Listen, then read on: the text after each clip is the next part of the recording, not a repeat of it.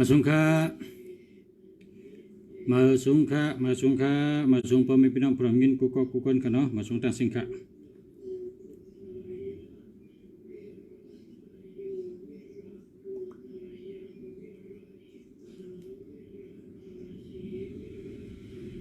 มาสงค่า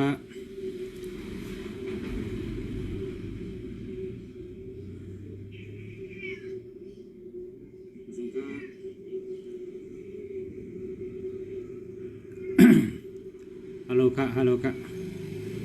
เสียงยินเนาะจองยินเสียงฮัลโหลค่ะยินแล้วนะเสียงยินเนาะจองยินเสียงฮัลโหลค่ะยินแล้วนะเสียงยินเนาะ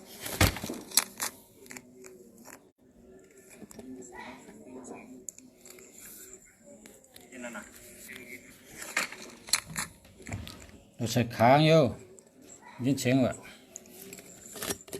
ขาตั้งอ่ะเราใส่ค้างอยู่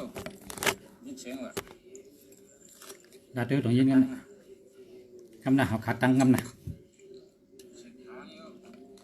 ยินเสียงว่ะดาเตอร์ต้องยินกันคำน่ะเขาขาตั้งคำน่ะ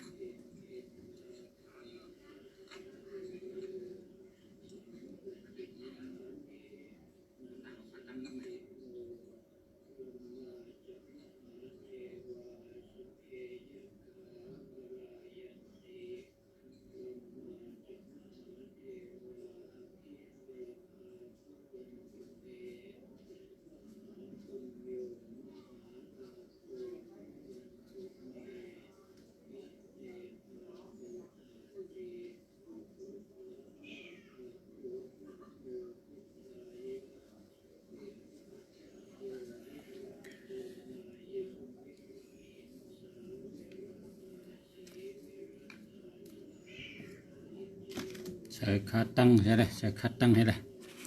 นะใส่ขาตั้งให้ได้จะได้ยินดีขาตั้งให้ได้ใส่ขาตั้งให้ได้ขาตั้งให้ได้จะได้ยินดี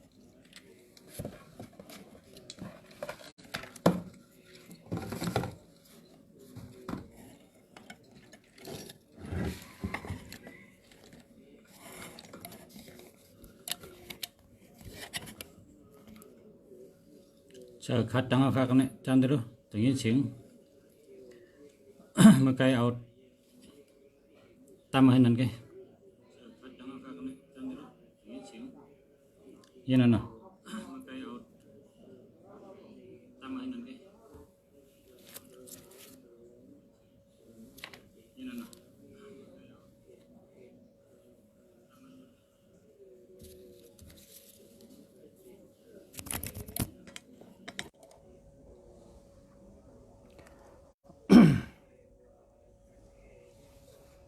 เมื่อใน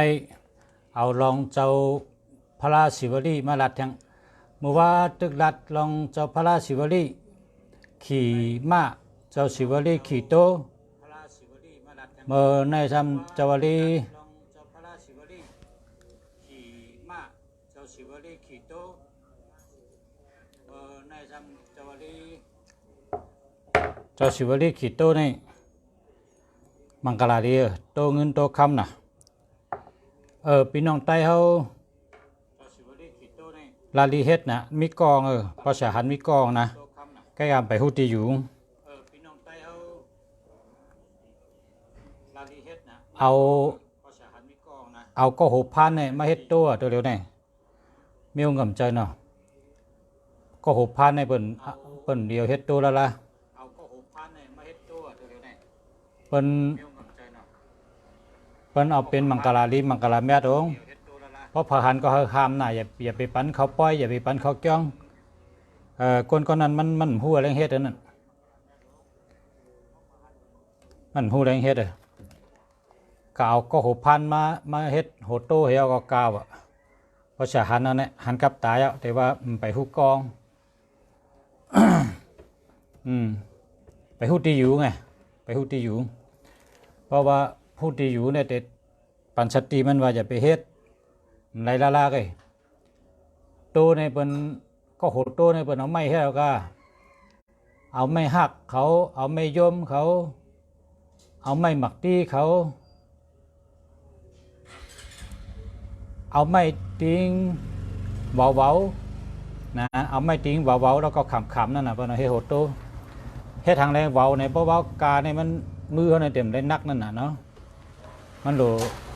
เบาแล้วก็โหลคำนะก็โหดโตนี่นะเฮ็ดเอาก็เอาไม้เฮ็ดเอาก็อย่าไปกล่าวก็โหพันมาเฮ็ดโหดโตละล้านน่ะพี่น้องผู้ทำยินตั้งหลายเขาพอเผยมีไว้ก็เอาเป็ดนะพอคนก็เลยก็เอาก็โหพันมาเฮ็ดโหดโตเขาไปไหนเอาเผาไผ่เป็ดกำเดียวนะเอาเผาไผ่เป็ดมันจะเมียวมันกามไตในบนว่าพันนาหูงูนามันเนี่ยว่าเพราะกะขายในเพราะยางูในมันน่ะกะขายมันน่ะก็ในเพราะกะขายในเพราะกะญาพันในสมว่าแกนน่ะในตัวนั่นน่ะเราพูดเฮ็ดสังก็หลุมมีตั้งหูเฮ็ดสังก็หลุมป้าปิญญานะอย่าไปละลีเฮ็ดมันจะว่าวนได้สังก็เฮ็ดกับกุเมียวในมันได้ลอกะนี่นะเปิดมีไปเมื่อในเตลัดลองเจ้าสิวลีขี่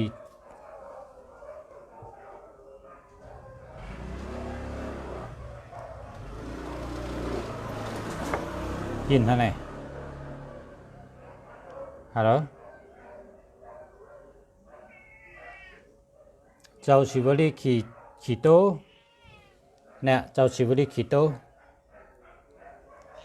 เจ้าสิวลีขี่โตในเป็นโตเนี่ย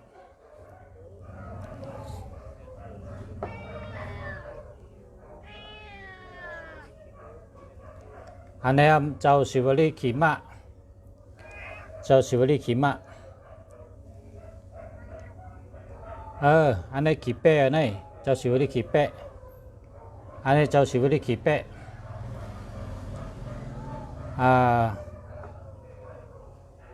แล้วก็เจ้าสิวลีอันนี้ขี่ม้าเนี่ยเจ้าสิวลีขี่ม้าพอชาพอเขาเปินมาเต้นนี่เฮาเฮ็ดหือย้อนขาแต่เต้นย้อนน่ะ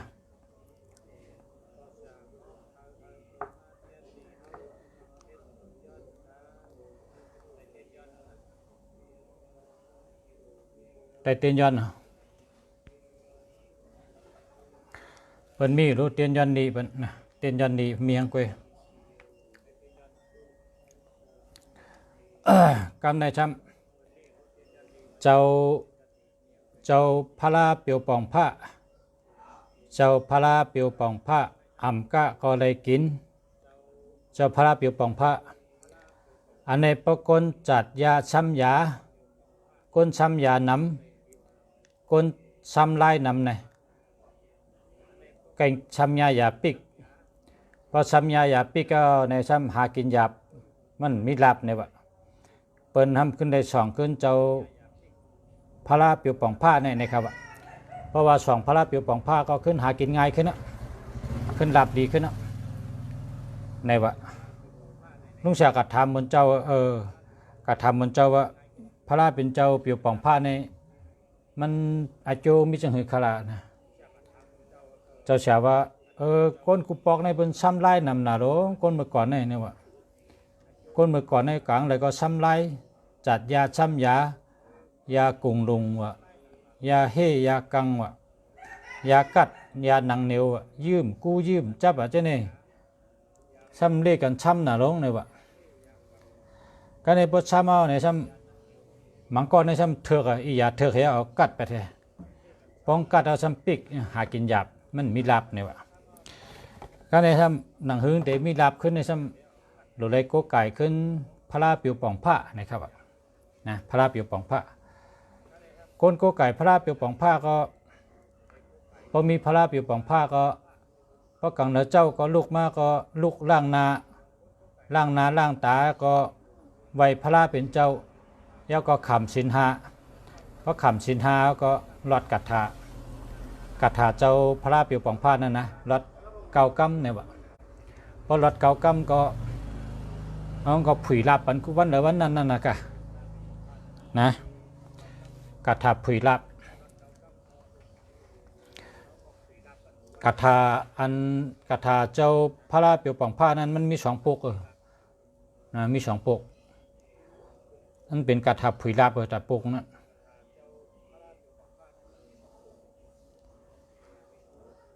เอาไว้พระนะเพราะไว้พระก็ขำชินห้าว่าขำชินห้าก็รอดกัดถะเห็นในเฮ็ดเจ้านั้นกุวันกันนะ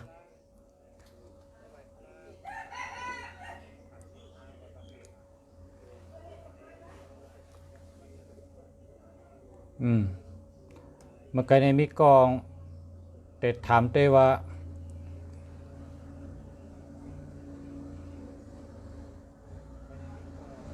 ได้ทำลองสังกำหูเนี่ยเหง3 ปาก61 คู่นางขินเลวันตะนางละด้วยปันอินค่ะในจังหวัดด้วยลองสังมงด้วยเกี่ยวจัตตา5อันนั้นก็ด้วยจื้อ5เนี่ยด้วยสังกำหูเนาะก็เตรียมมาเหมือนนะ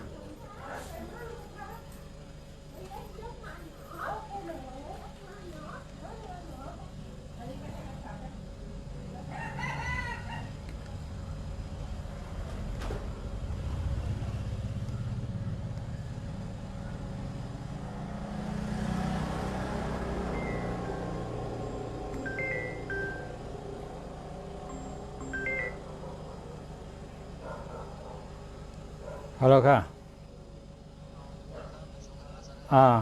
ปัจจัยตึกถ่ายทอดสดถ่ายทอดสดอะ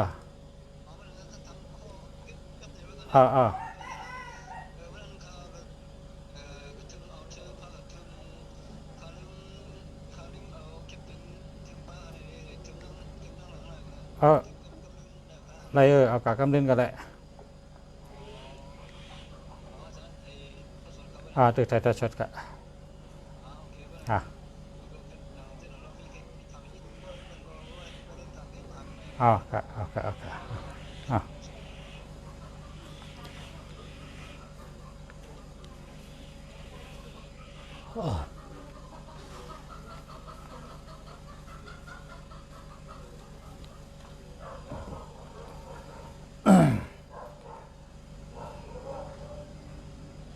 อันกาหือคาเปียวปองผ้า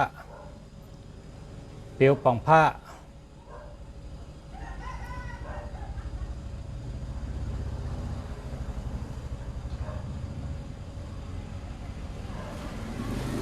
เปียวปองผ้า1 อัน 1,000ครับ1 อัน 1,000นะ1,000 บาทนะ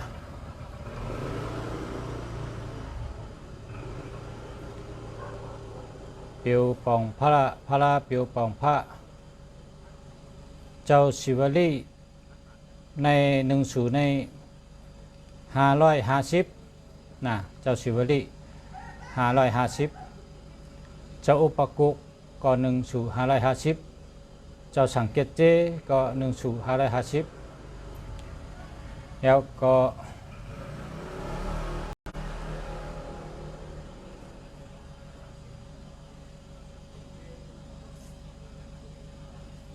อันพระต่างเมียวก็ถามคำอะไรกันนะเป็นพระต้องกันนะก็โกไก่ในให้โกไก่พระต้องบ้องเป็นไม้บ้องเป็นแก้วบ้องเป็นปูนในมันหมดแตกกันเนาะบ้องแตกเอาแต่เตอร์เคิร์กเจ้าของมันก็เพราะฉะนั้นอย่าไปชื่อล่านะต่างเมียวให้ชื่อเป็นพระต้องเมียวเร็วแก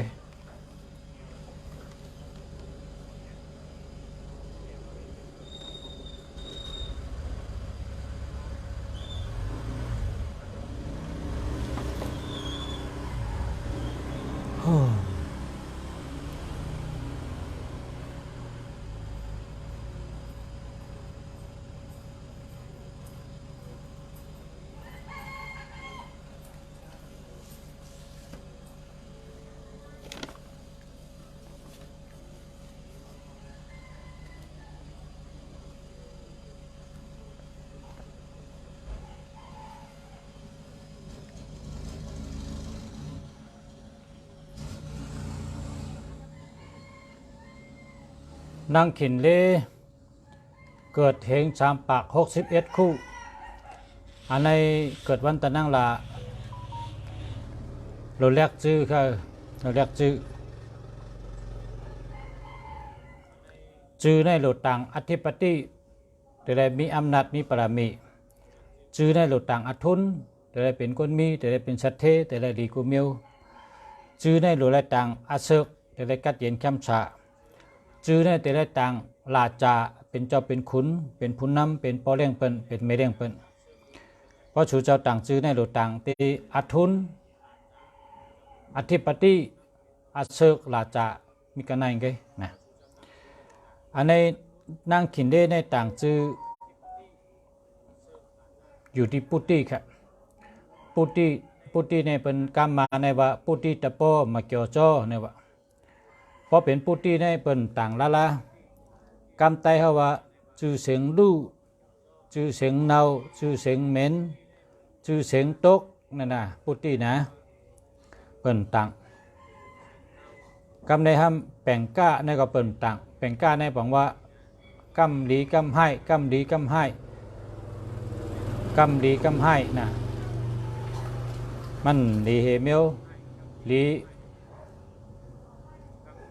เป็นว่ากรรมดีกรรมให้นั่นน่ะมันดีเต้นั่นกะแต่ดีห้ามดีเต้นั่นน่ะเนาะกรรมในมาลานาในก็เป็นต่างมาลานาในเพราะต่างในอาศักปอดนะคนต่างมาลานาในอาศักปอดเพราะเดต่างจื้อในตีมาลานาก็อย่าไปต่างตีแปงก้าก็อย่าไปต่างตีปูตีก็อย่าไปต่างเพราะต่างตีมาลานาในอาศักปอดค่ะเพราะต่างตีแปงก้าในลู่แหลวค่ะเพราะต่างตีปุติในซ้ำจื้อเสียงเนาจื้อเสียงเหม็นจื้อเสียงลู่จะในนำหนาเนาะ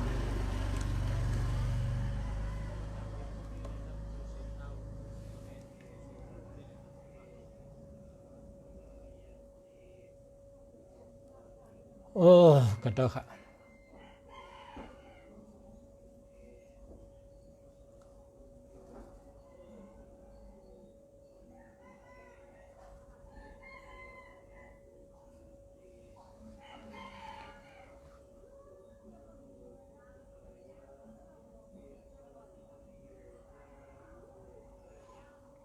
มาสงค้าต้วยปันไหลเขาต้วยปันก็ต้วยไรแหลกปันก็แหลกไรค่ะแหลกจือก็ไรมาสงค้าวันจันทร์อาศัก28เช้าเก่า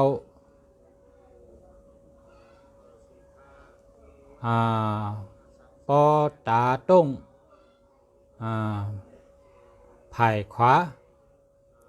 เป็นจังหือวะปอตาต้งไผ่ขวาในไรลับปอตาต้งไผ่ไส้ซ้ำไรให้นะ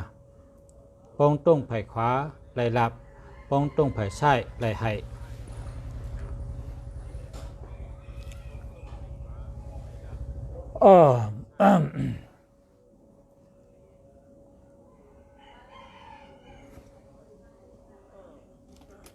เมื่อใน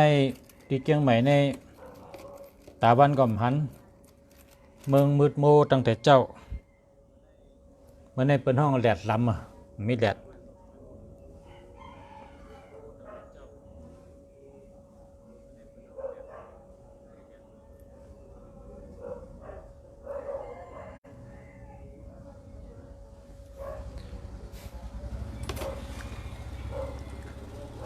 พอเกิดลูกวันศุกร์เตไร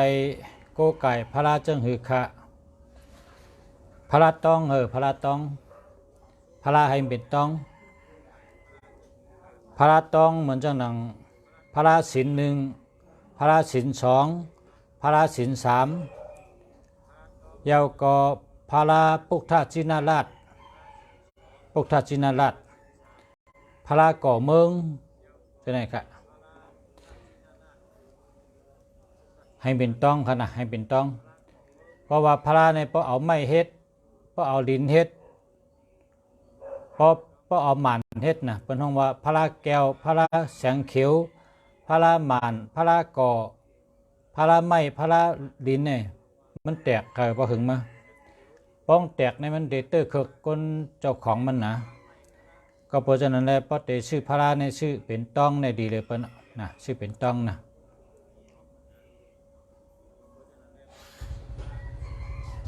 ชื่อพระต้องพระต้องมีค่ากาค่ะ1/1000นะ1/1000พอใครไรกับสืบมานะพอผัดใครพระพระภาษาในเตเฮ็ดตีลังเคอตีหนึ่งเฮ็ดตีเมืองกึ่งตีหนึ่งนะเฮ็ด2ตีเพราะว่าฮู้จักกันไว้หึงเพราะว่า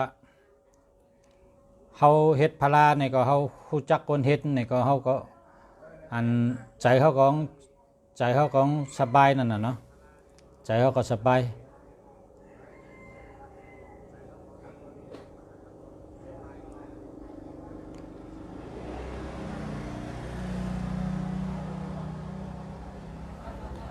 เพราะว่าพอเฮาฮู้จักคนเฮ็ดเนี่ยเฮาก็สบายใจนะพอเฮาฮู้จักคนเฮ็ดเฮาก็สบายใจพอเหมือนเฮาก็เย็บโคตรได้นี่แหละเฮาก็เย็บโคตรได้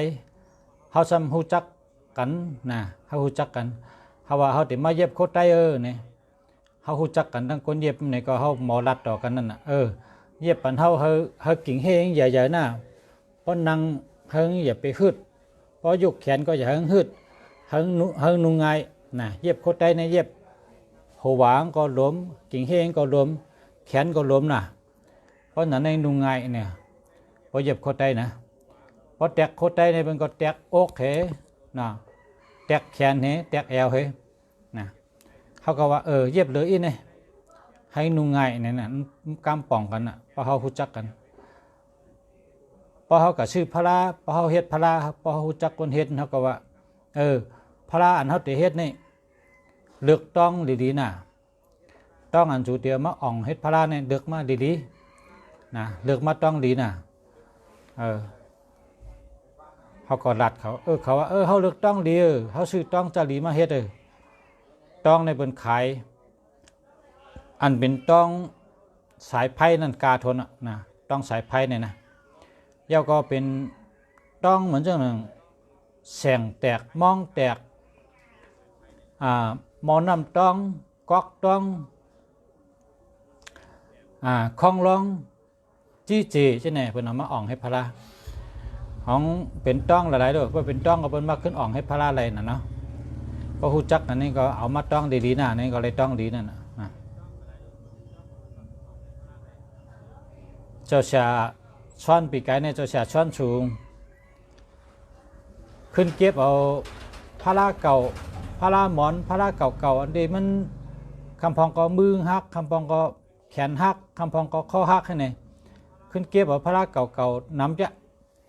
เหี่ยวเอามาเฮ็ดพระหลงไว้นะเมื่อเดือนในเฮ็ดยาวค่ะออกมาในหนึ่งหลังพืชๆค่ะนะก็วางเป็นโลต้องเก่านำหนาอยู่เนาะเผื่ออ่องย่อเผื่อมันหล่อย่อนี่ตัวเดียวนี่เอาไว้ในจ้องนี่ลำพืชๆกันนี่ลำต้องสู่ค่ะต้องเก่านี่ก็พอหึงว่าก็หมอดำกันเนาะเอาขึ้นอ่องให้พระค่ะนะ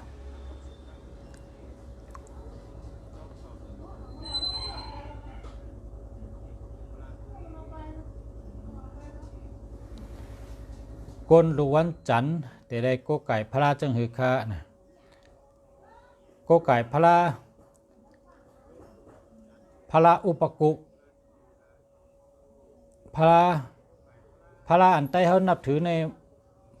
อันหลังๆเนี่ยเนาะมีอยู่เจ้าอุปกุแล้วก็เจ้าพระศีลหนึ่งศีล2ศีล3แล้วเจ้าพระก่อเมือง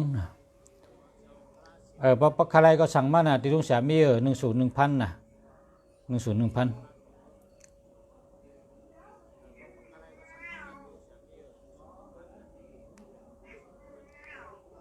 ใครพระสังกัจจายมีพระสังกัจจายปันพระกัตถาไว้ค่ะนะพระสังกัจจายก็มีพระอุปกุก็มีค่ะ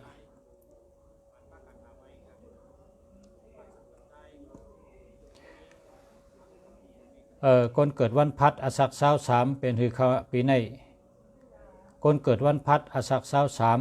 8188216 8324 8188216ก็4ทั้ง3มี7เนาะ1 2 3 4 5 6 7คนวันพัดอาศักเสา3ปีในเกี่ยวดีเกี่ยวก็ดีลาบก็ดีการงานดีการเงินดีหน้าเฮิรนดีอยู่ดีกินหวานโตเจาะเจอเจาะตั้งปีค่ะอยู่ดีกินหวานก็เย็นช่ำฉะตั้งปีกว่าตั้งเลยก็รถเพค่ะกว่าก็รถเพมาก็รถเพโลใกล้โลใกล้เหตุการณ์เหตุงานคนในบ่เกี่ยวดีในโลใกล้เหตุการณ์เพราะว่าเหตุการณ์สังก็เพราะว่าเขาเกี่ยวดีในเหตุการณ์สังอ่องคนเกี่ยวดีในคนเกี่ยวดีลาบนี้นะเหตุการณ์สังกองอ่องคือ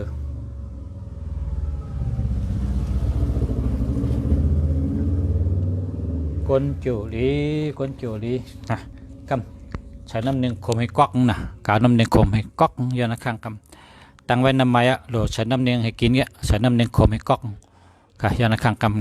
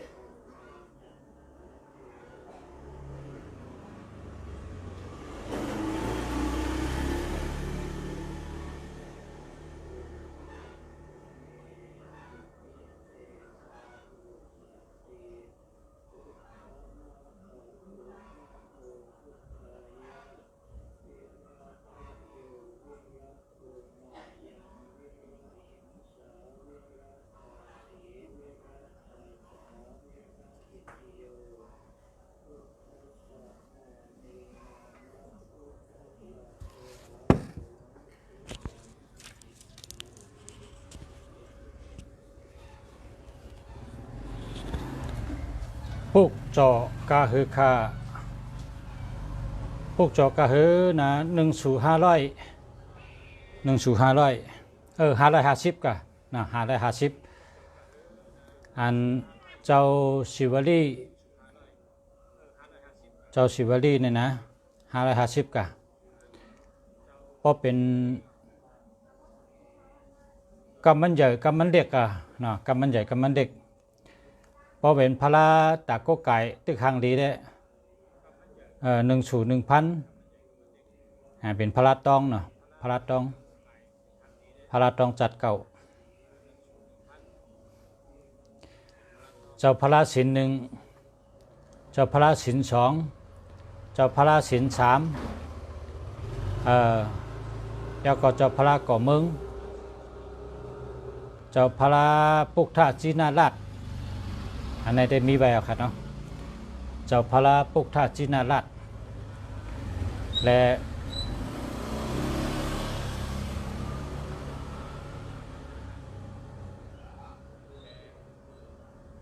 เจ้าอุปกุกเจ้าชิวลีเจ้าสังเกตเจเนี่ยเนาะ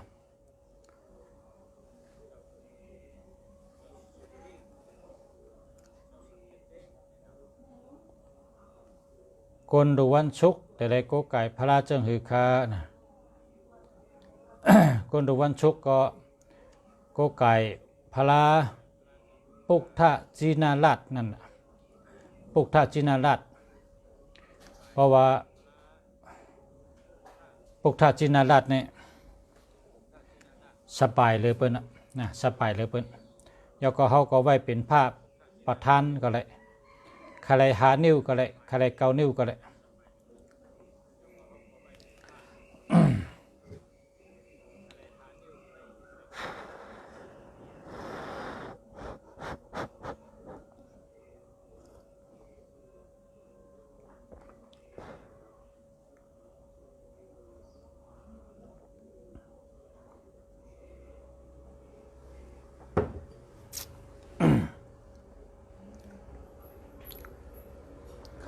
กลดูวัดแองกาปอชาปีในเป็นหือพองอาศักเศร้าเจ็ดกลดูวัดแองกาอาศักเศร้าเจ็ด8324มี3ปีในมีกิ้งญาตั้งใหม่นำทนตั้งใหม่ได้มีอยู่11เมลครับมี11เมลตั้งใหม่นำจะตั้งใหม่นำทนปีนี้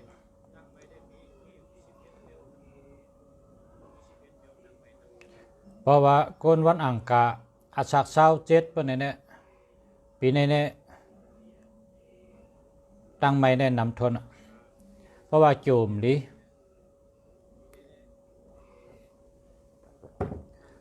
ตั้งใหม่นำเพก่อนนำนะเพก่อนนำ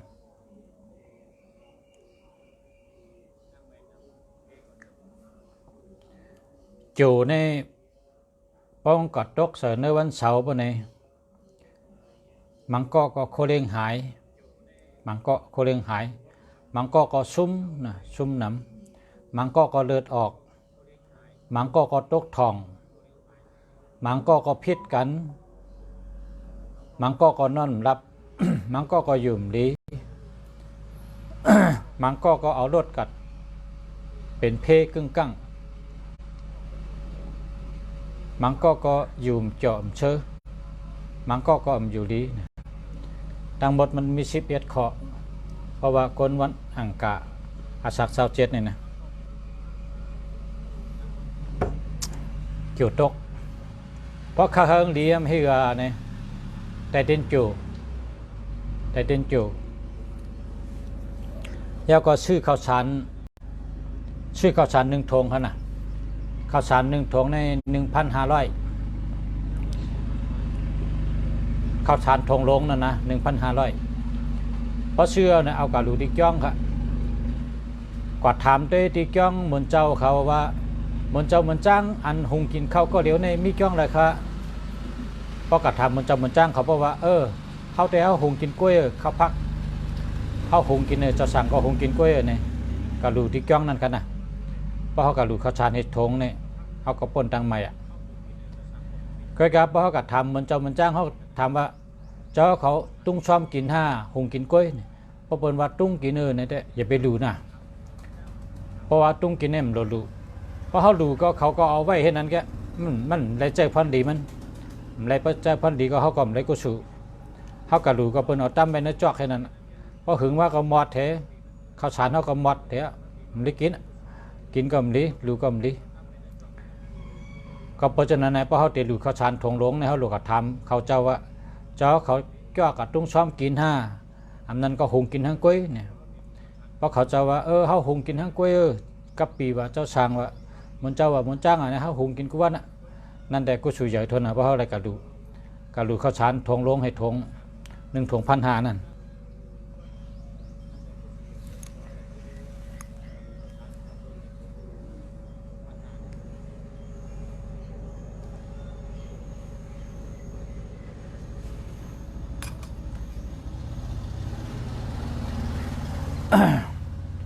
เพราะว่าเปลี่ยนได้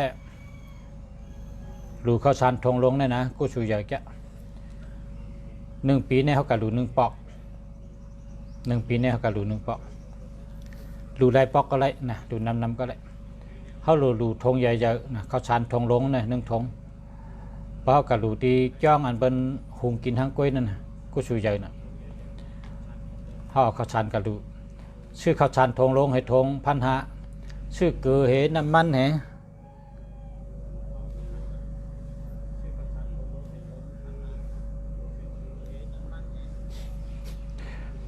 เขากระดูติจ้องนะ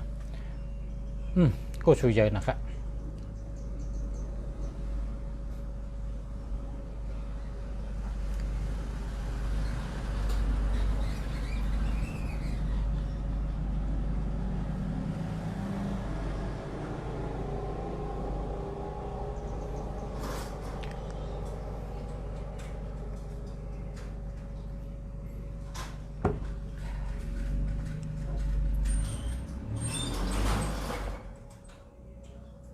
เมื่อในพ่อแม่พี่น้องเขาถามตัวอะไรนะอันตี ชื่อเขาในตองแมนเขาตั้งชื่อในตกเตอผัดดิน5ตกในวังขา5ตกตีโฮวาเจ้าไหนตกตีโฮเจอเจ้าไหนตั้งชื่อในตกตีเราในทำอะไรกันเนาะหมายพงในจองดีค่าเนี่ยว่าดีค่ะตั้ง2 อันดีค่ะโลเลยเป็ดตั้ง2 อันค่ะโลเลยแลกเหมอหาเหมอตั้ง2 อันค่ะเพราะว่าหมายพงในพอมี7 6 6 7นี่ดีใจแล้วล่ะนะ6 7 7 6เนี่ยมันดีใจหากอย่าไปมี6 7ก็อย่าไปมี7 6ก็อย่าไปมีนะหากดอดหมายพงในเป็นหมายพงในเมืองใต้อันนี้เพราะว่าเมืองใต้ในเขาเจอ097นะเนาะ097 6 6 4 9 8 5 8 9เนี่ยมันมี7 6ครับเพราะมี7 6ในเปิ้นใจค่ะนะหามาอันที่2ครับ097 577 87 6 33เนี่ยอันตั้ง2 อันค่ะโลแรกตั้ง2 อันตัวได้หามาตั้ง2 อันค่ะหมายพงในพวกกับชื่อเนี่ยนะอย่าไปเอา1 2 1 3 1 8อย่าไปเอา2 7 3 7 6 7อย่าไปเอาแล้วล่ะเพราะมันจับกันในอธิเปเหมือนกันค่ะปองจับกันในอธิเปเหมือนกัน6 7และ7 6อธิเปเหมือนกันค่ะมันจับกัน1 2 2 1อธิเปเหมือนกันค่ะมันจับกัน1 3 3 1อธิเปเหมือนกันค่ะประวังจับกันปองจับกันในเป็นเอาพาเลมานตั้งพาเลมานดิ้นก็มันจับกันนั่นแหละนะดูเลยหามือหังดี094 7 0 9 0 0 5 6หามือก็0นำ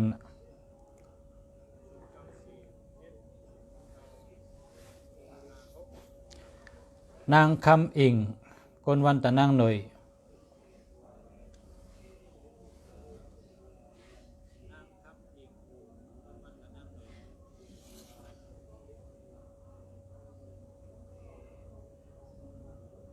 4 5 6 7มีตัว7มีตัว7นะมีตัว7นางคำอิงโลแรกชื่อเพราะเคยเป็นสัตเทในโลแรกชื่อโลต่างห้องว่านางคำเหลินนางคำเหลานางคำ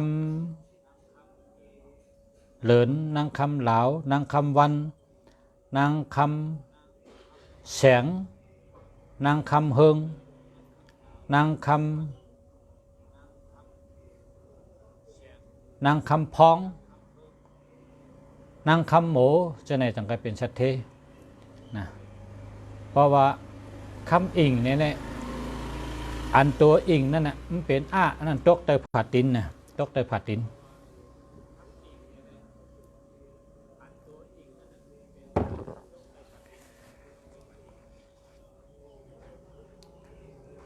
จ่ายหิน1972วันพุธ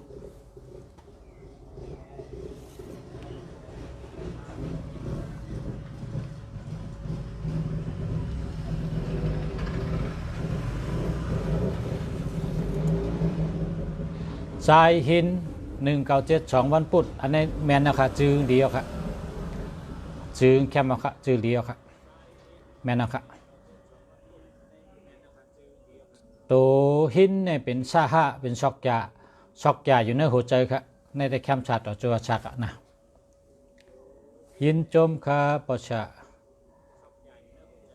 กนดูวันเสาร์อาสาฬ38กนดูวันเสาร์อาสาฬ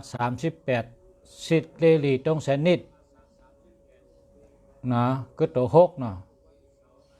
ก็ตัว6 1 2 3 4 5 6กนวันเสาร์อาสาฬ38ปีนี้ ตั้งหักดีการเงินดีการงานดีนาเฮินดีไล่รถเหมือก้าเหมือไล่เงินได้คำน้ำจู่ดีลาบดีดีเตะๆนะ0968834004ห้ามเหมือครับ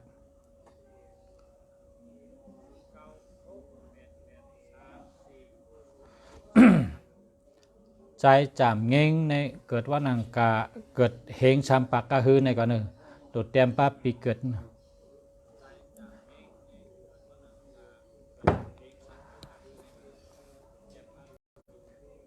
นางปีเกิดวันจันทร์อาสัก34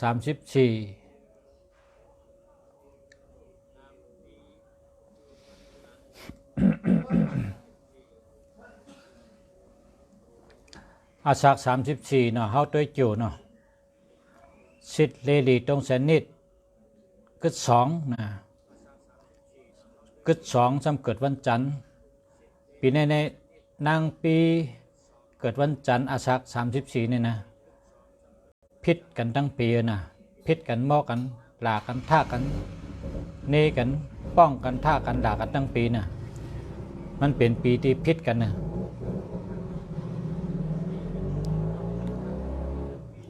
เพราะข้าเฮิงดีก็ได้เต้นโจเฮชื่อข้าวสารหนึ่งทงหลงกับหลูกจ้องนะชื่อข้าวสารทงหลงใหญ่ๆทง1,500นั่นนะกับหลูกจ้องเหมือนเจ้าเอาข้าวสารนั้นกับหลูกจ้องให้ยัดน้ำให้เพราะแต่กับหลูก็ทำด้วยเหมือนเจ้าว่าจ้องเจ้าเขาในหุงกินทั้งกล้วยห้ากับตุ้งซ้อม5เนี่ยเพราะเป็นว่าเขากับตุ้งซ้อมกินเนี่ยก็อย่าไปรู้นะอย่าไปรู้ต่างข้าวสารกับหาตีจ้องอันเป็นหุงกินทั้งกล้วยนั่นนะ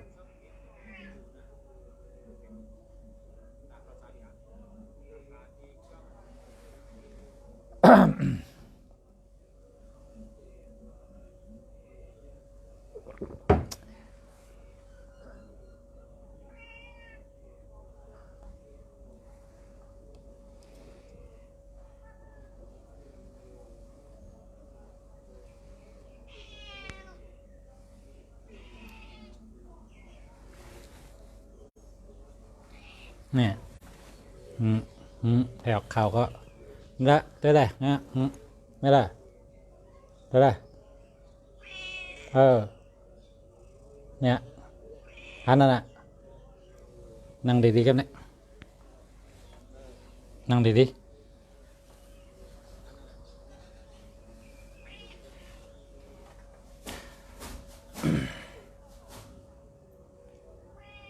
นั่งดีๆนั่งดีๆนั่งดีๆ1998นะวันพุธนางเหมยลื่นเนี่ยวะ1998กึดตัว2เนาะกึดตัว2เหมยลื่นโลแรกชื่อลื่นได้แม่น่ะลื่นได้ลื่นได้แม่น่ะมวยในตกปาลันน่ะมวยในตกมาลันน่ะแม่นโลต่างว่า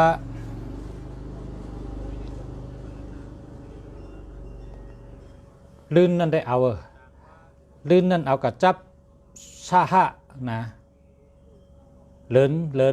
เสือnày làเลินเสือนั่งเลินเสือนั่งเลินแสงนั่งแสงเลินนั่งเหล่าโน้นนั่งโน้นเหล่าเจ้าเนี่ยชุดที่เป็นสัตเทนะเรียกชื่อเห็นนะ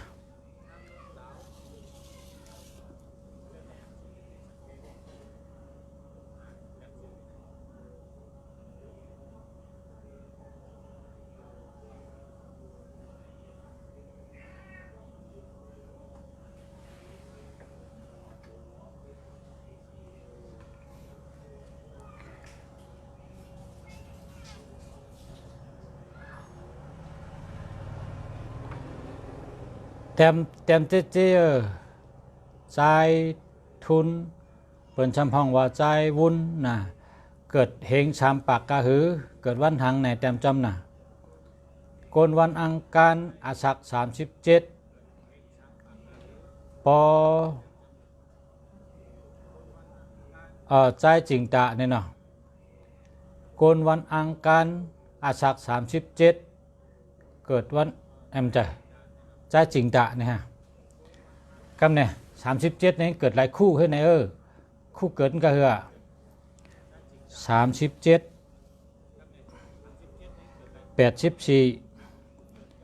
84ก็มี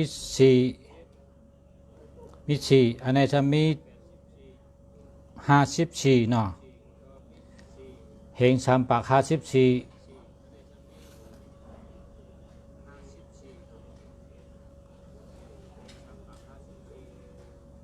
เฮงชามปาก54คือตัว3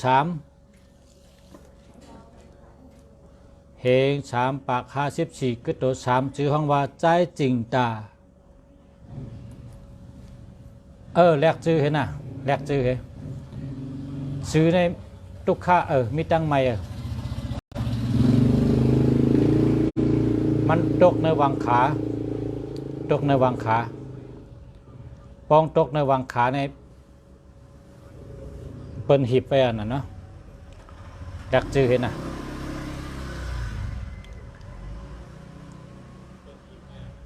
แลกชื่อเห็น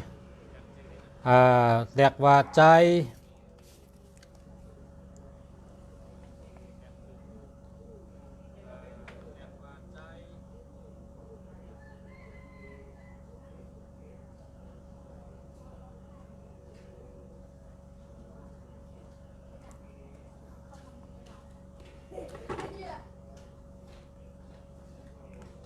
ใจทุนเมียดนะใจทุนเมียดเอาแก่เต้นั่นกับกึกจะเนเอาแก่เต้นั่นกับกึกตะนั่งละเอาแก่เต้นั่นกับกึกตะนั่งหน่วยเช่นนั้นเป็นสัตเทแก่เต้นี่เป็นป้าพะมะนะป้าพะมะแก่เต้นะเป็นวันทอกใจจริงตะการในซ้ำตะนั่งหน่วยนี่เป็นอาอีอุการในซ้ำตะนั่งหลาซ้ำกะขังะกำจันเนซ้ำเป็นตะฐานะเอาแอคคาราจะได้จับกันให้ออกเป็นตีป่องมาเลยเลือกเอาชื่อที่อันลุงเสียรัดเนี่ยชุดจะได้เป็นสัตเทจะได้อยู่ดีกินหวานจะได้มีพุงตันโคใหญ่มีปรามีอำนาจเป็นปอเลี้ยงเปิ้นเป็นไม่เลี้ยงเปิ้นเรียกชื่อเห็นนะต่างชื่อในวังขาอย่าไปต่างละเตอผ่าตินก็อย่าไปต่าง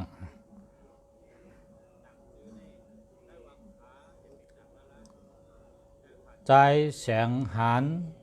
1996เนาะ1996คือตัว7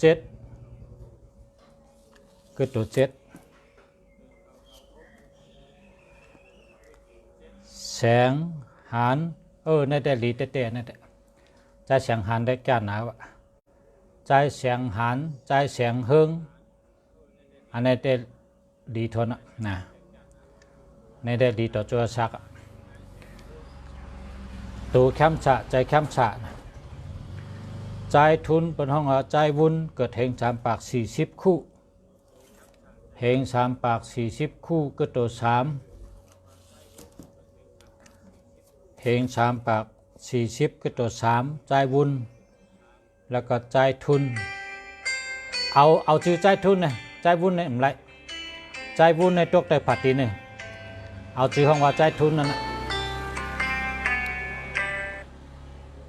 มาชมค่ะ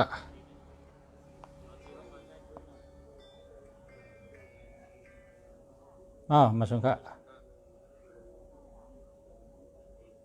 เจ้าภาษาที่ถ่ายทอดโชว์ตัวนี้ว่าฮือ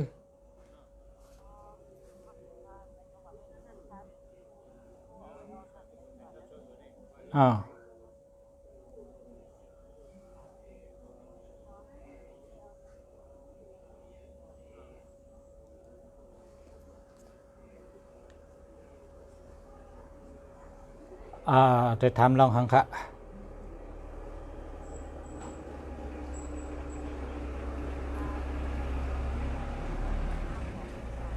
อะไรมือหรือในหลีวันอังคารให้วันพัดให้2 วันวันทุนนะมาไต่วันอังคารก็ได้วันพัดก็ได้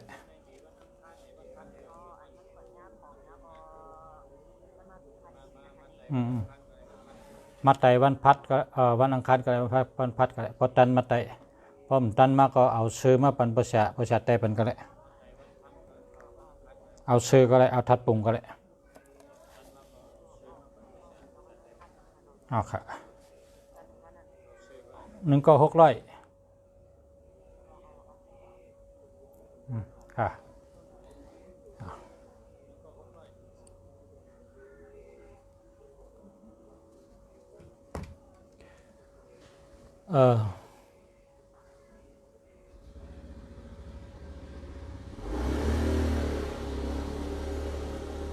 ใจปัญญา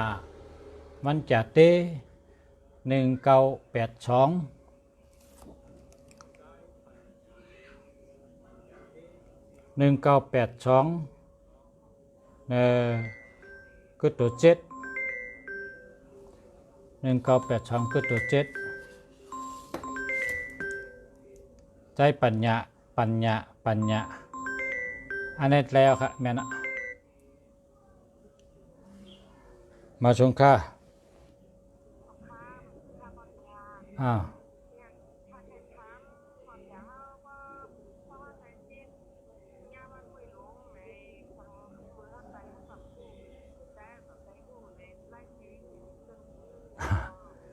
ขึ้นทับขึ้นไตเต้นอันนั้นขึ้นไตขึ้นวันทุนนะ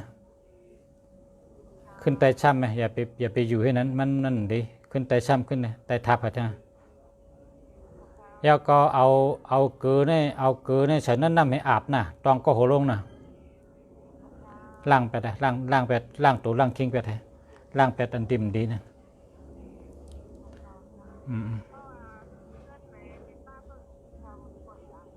เกิดวันหังตาสีแดงก็ได้สีขาวก็ได้สีแดงก็ได้สีขาวก็ได้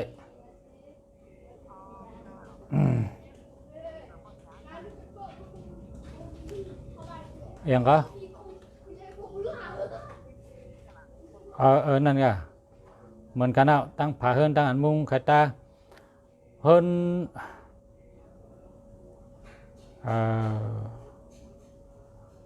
กำนะสีน้ำเงินดอกเกียกเนี่ยสีผ้าคนใต้ว่าสีผ้าเนาะสีผ้าอันตาดังเหลืองสีผ้า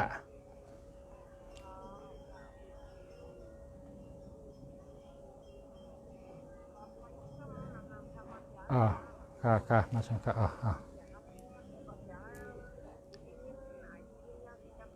ค่ะสาธุค่ะจมค่ะ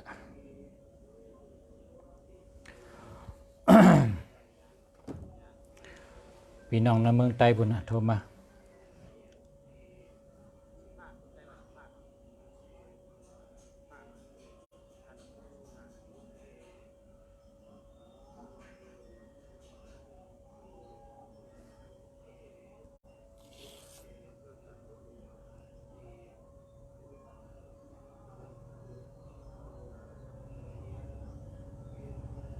7 1 2 3 4 5 6 7 1 2 3 4ก็ตัว4 3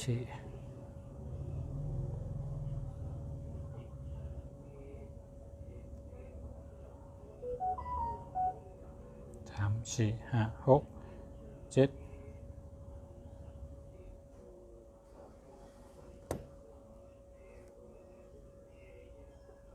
6 7 1 2 3 4ก็ตัว4ก้นเกิดเหงก้นเกิดเหง9 ปาก 93เนาะเหง9 ปาก 93ก้นวันศอกจะ อันนี้แม่นะครับจื้อเดียวครับแสงหอมในแม่นะครับแม่นะครับเกิดเฮงชามปาก53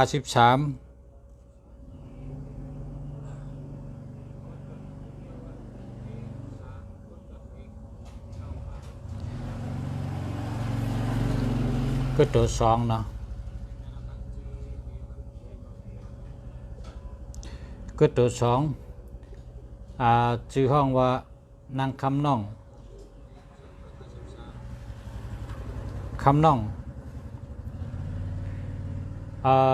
ลี1ตัวให้1ตัวครับ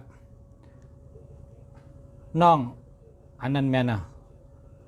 คำมันเองกับตกเตยวางขาครับ โลดต่างว่า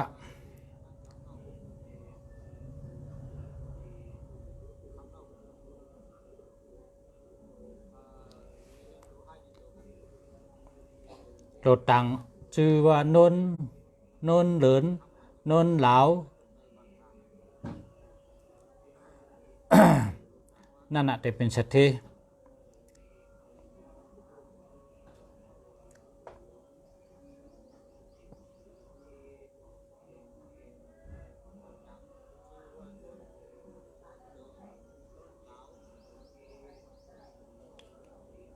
นางคำแรงเฮงชาปาก78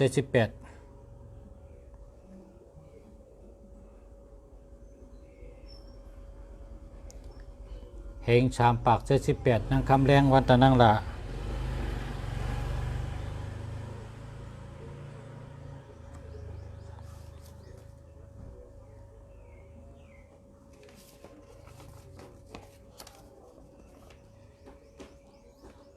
คำแรงลี1ตัวให้1ตัวครับคำในตกตีมรณะแรงในตกตีเป็นขุนเป็นเจ้านะแรงในตกเป็นขุนเป็นเจ้าหวังว่าแรงนั้นได้ดีคำนั้นได้คำในตกในมรณะในอสักปัตนะ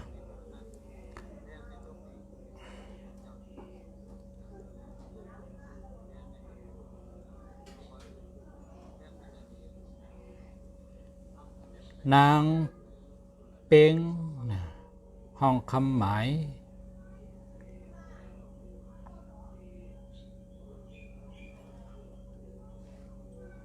นางเป็งห้องว่าคำหมาย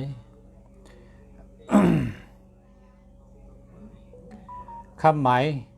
อะไรครับคำหมายอะไรต่างว่านางเป็งนั่นน่ะดีเดือเปิ้นเป็งในมีป้อมใครเอานางเป็งก็ว่านางหมูนะนางหมู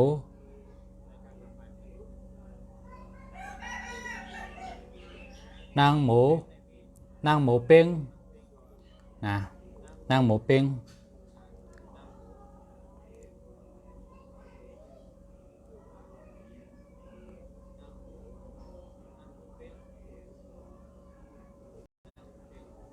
เพราะว่าหมูเป็งเนี่ยอยู่อัทุนแต่เลยเป็นสัตว์เทศต่อเจ้าศักดิ์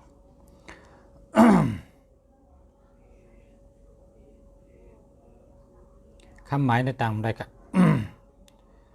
ก็ในกว่าแทงตี1979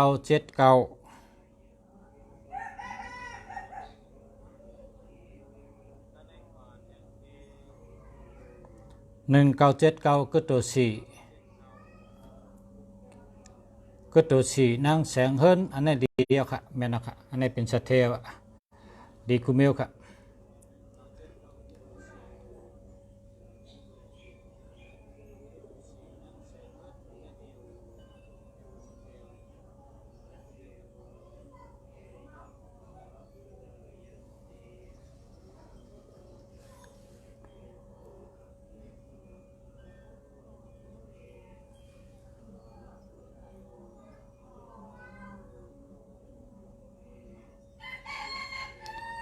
เฮงชามปาก61วันตะนังลาเฮงชามปาก61วันตะนังลา คือตัวสี่คือตัวสี่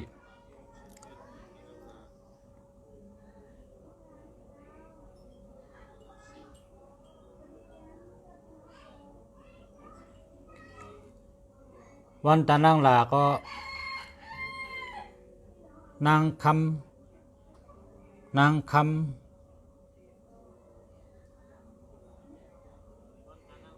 นางคำหอมนางคำหอมนางเงินแสนนะนางเงินแสน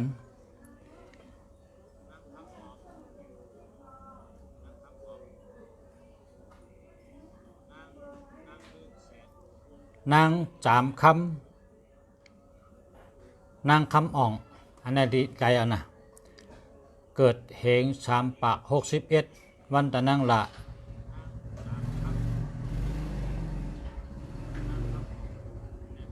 ตะนินละนิบอยสินลุงเสียจะมานำเมเมเปปาสินเอาอันดีบามั่มกันเนี่ยนางจามคำนางคำอ่องนางเงินแสนนางคำหอมนางคำเสือนางคำเฮงอันนี้อะไรหมดนะ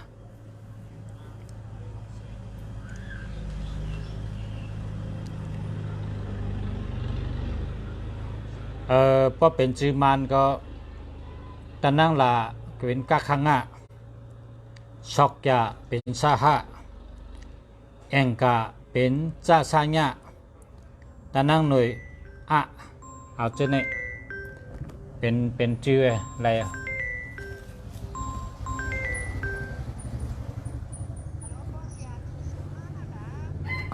จะชมมาพกในแนมเนี่ยวันจันทร์เนาะพอชมมาพกถึงมือฮื้อวันทุนหนึ่ง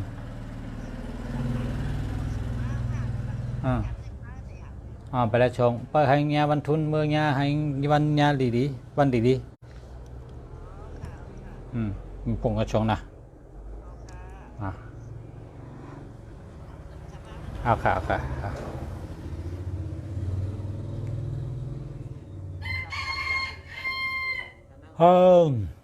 กันต่อค่ะ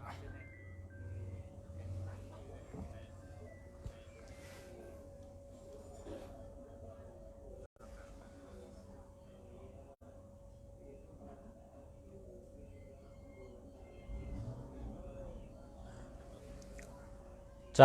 จำเง่งเหง3 ปาก 37เหง3 ปาก 37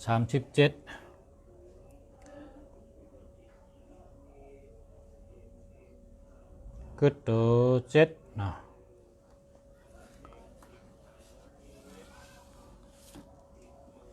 อันนี้มันไล่ชื่อในตกมาละนะใจจำเง่งในต้องเป็นชื่อ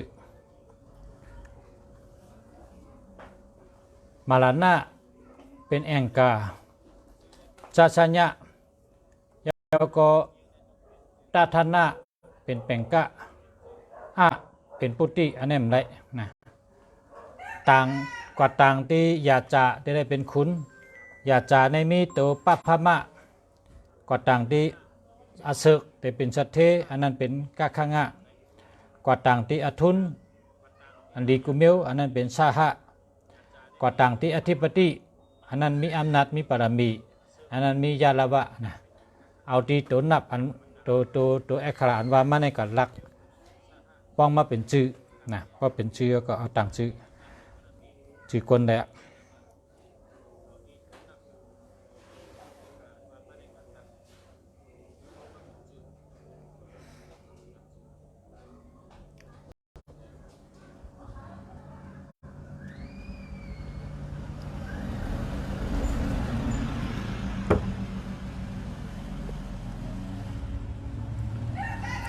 นางสีตา1331วันศุกร์1331กึศตัว1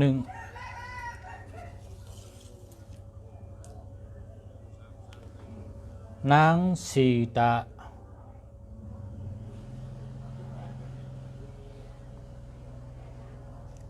สี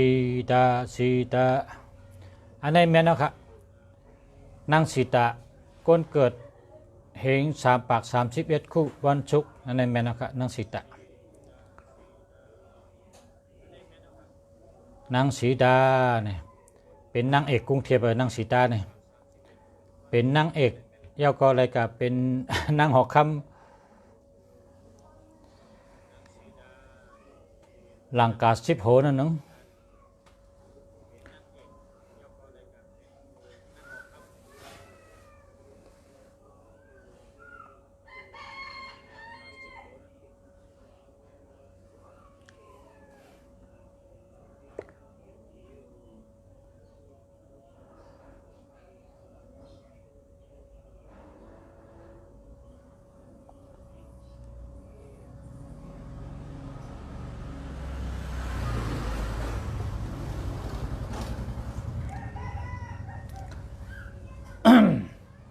พอจะอ่านเต็มหุดิปองอ่านเต็มหุดิปองอ่านเอาก็ปองเจอนะ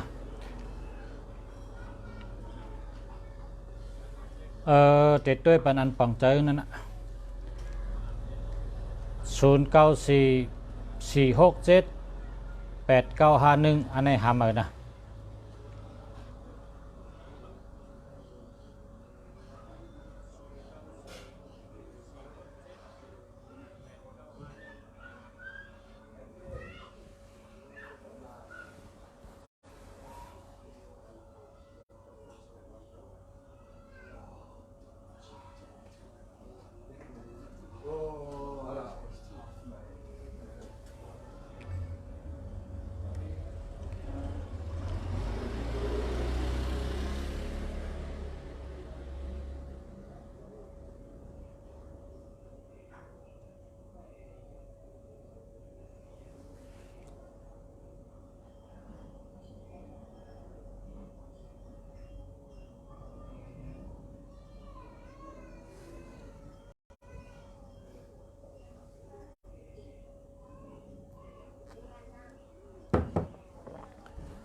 โกนวันเสาร์เกิด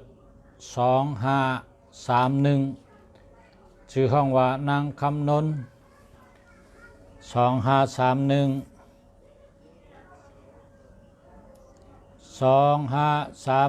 2531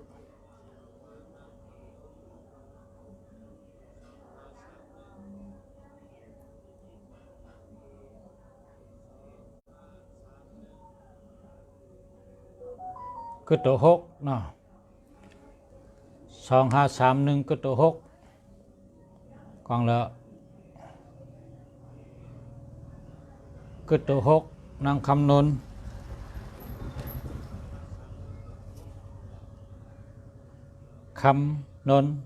อันนี้ตกแต่ผัดตินทั้ง2ตัวครับตัวแรกๆชื่อครับคำนนต่างอะไรครับตกแต่ผัดตินทั้ง2ตัวครับเพราะว่าต่างคำนนในตกเหยียบขึ้นแต่ผัดตินเจ้าเก่าเหยียบชื่อเจ้าเก่าขึ้นทั้ง2 คัน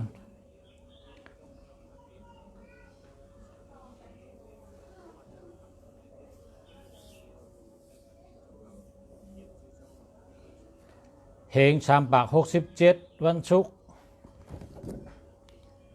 เหง3 ปาก 67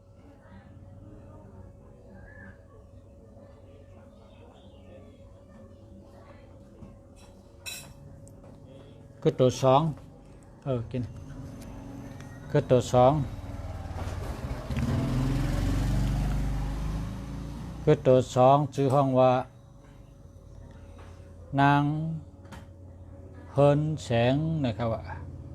อันนี้แม่นครับแม่นแม่นยาวค่ะดีเต๊ะครับ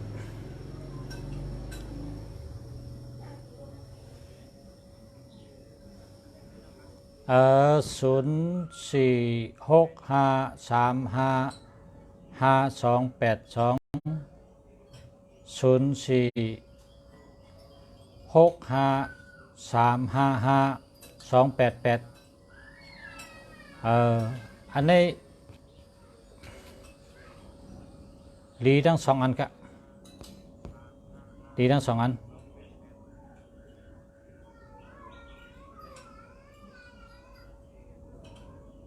0465355282อันนี้ก็ลี0465355288อันนี้ก็ลีทั้งสองอันกะนะลีทั้งสองกะ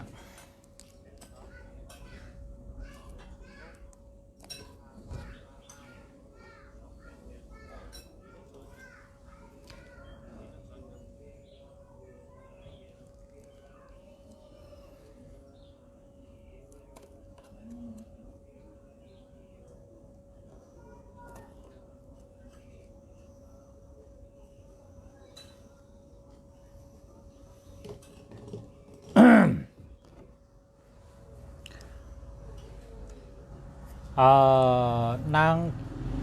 ขินนางเนาะเหงสามปาก34ซอกจะเหงสามปาก34นางขินก็เลยนางก็เลยอะไรทั้งสองอันครับอันนี้เดียวกันนะเดียวค่ะ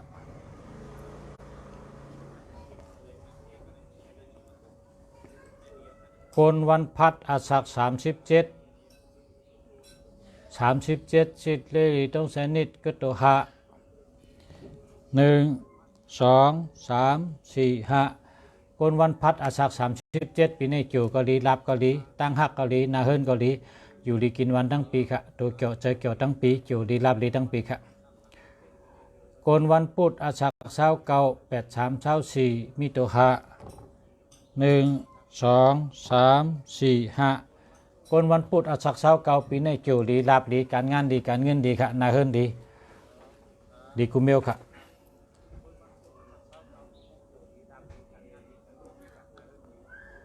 0948579824อันนี้เดี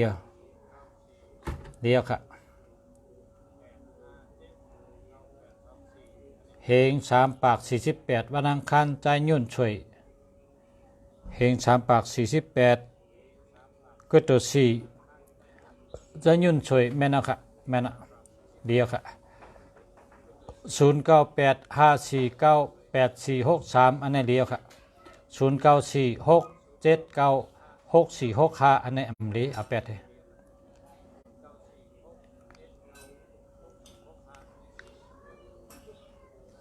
สันนิตาตะท่องตรงอย่างงาเสชิตไม่เนทุน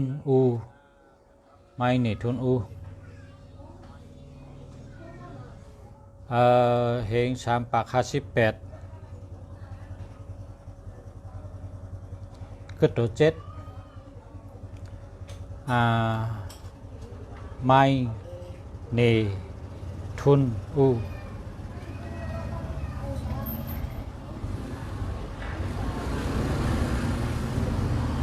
ชื่อนี่มันดีทำมาครับตั้งมานะมันเหยียบขึ้นนะตกแต่ผัดดินทั้ง2ตัวกัน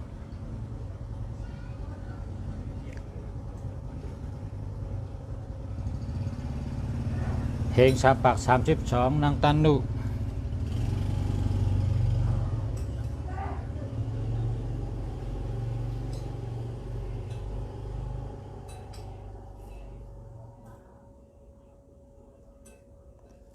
นางตันนุอันนี้เหงสามปาก32นางตันนุแม่นะครับเดียวค่ะ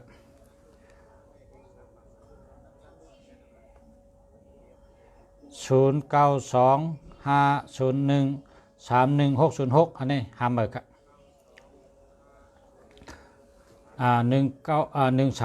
1366วันพุธชื่อห้องว่าใจเลี้ยงหัน1366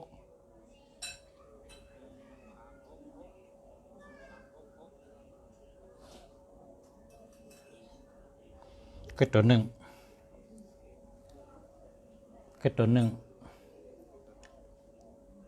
ใจแรงหันใจ แรงหัน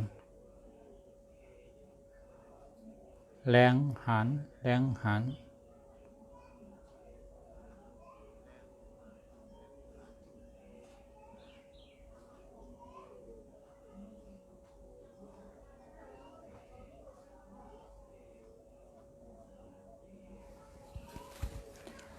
ขึ้นตรงลงตรงครับใจหันเนี่ยแม่นใจหันเนี่ย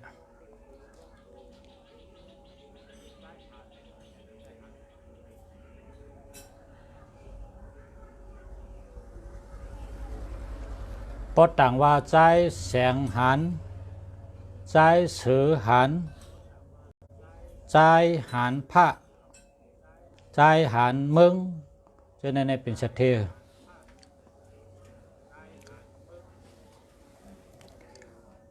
นางหมัดกนวันพัด37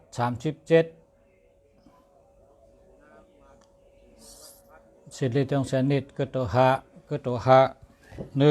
2 3 4 5กนวันพัดนางหมัดอัศก37ปีในจิ๋วก็ลีรับก็ลีนะลีกุมเมียวค่ะ0948693122หำค่ะ0935589301หำค่ะ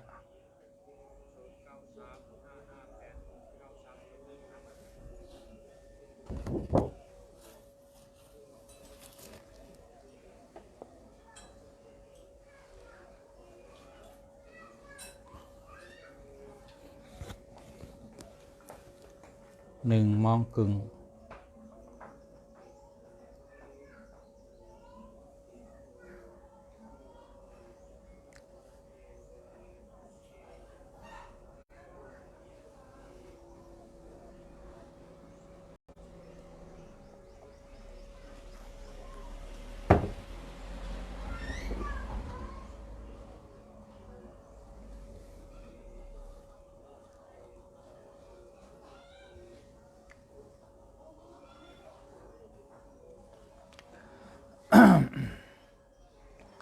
ยินจมเย้าคาปชะ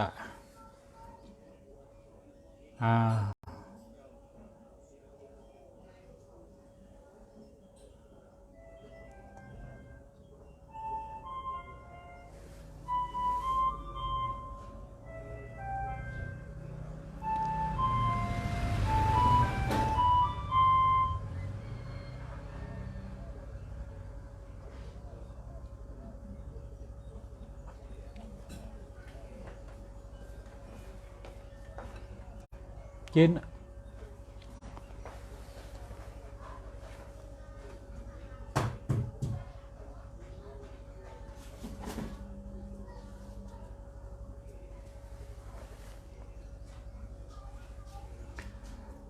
0628397489อันนั้นเดียว0991843539อันนั้นมี18ไว้สติก้นแดนนะไว้สติเปิ่นจังแดนแดนแปดเปิ่นแดนเปิ่นแปดนะ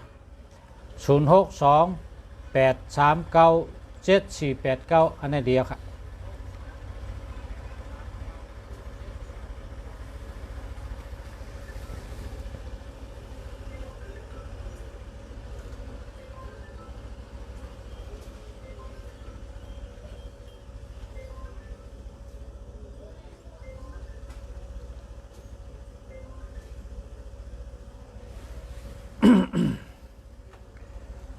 นางคำหน่อ197บัญชนี197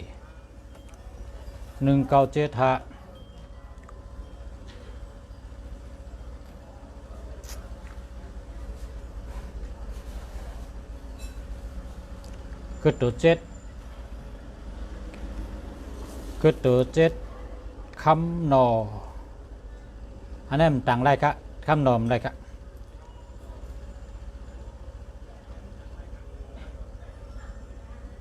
มันตุกข้าว่าต่างคำเนาะ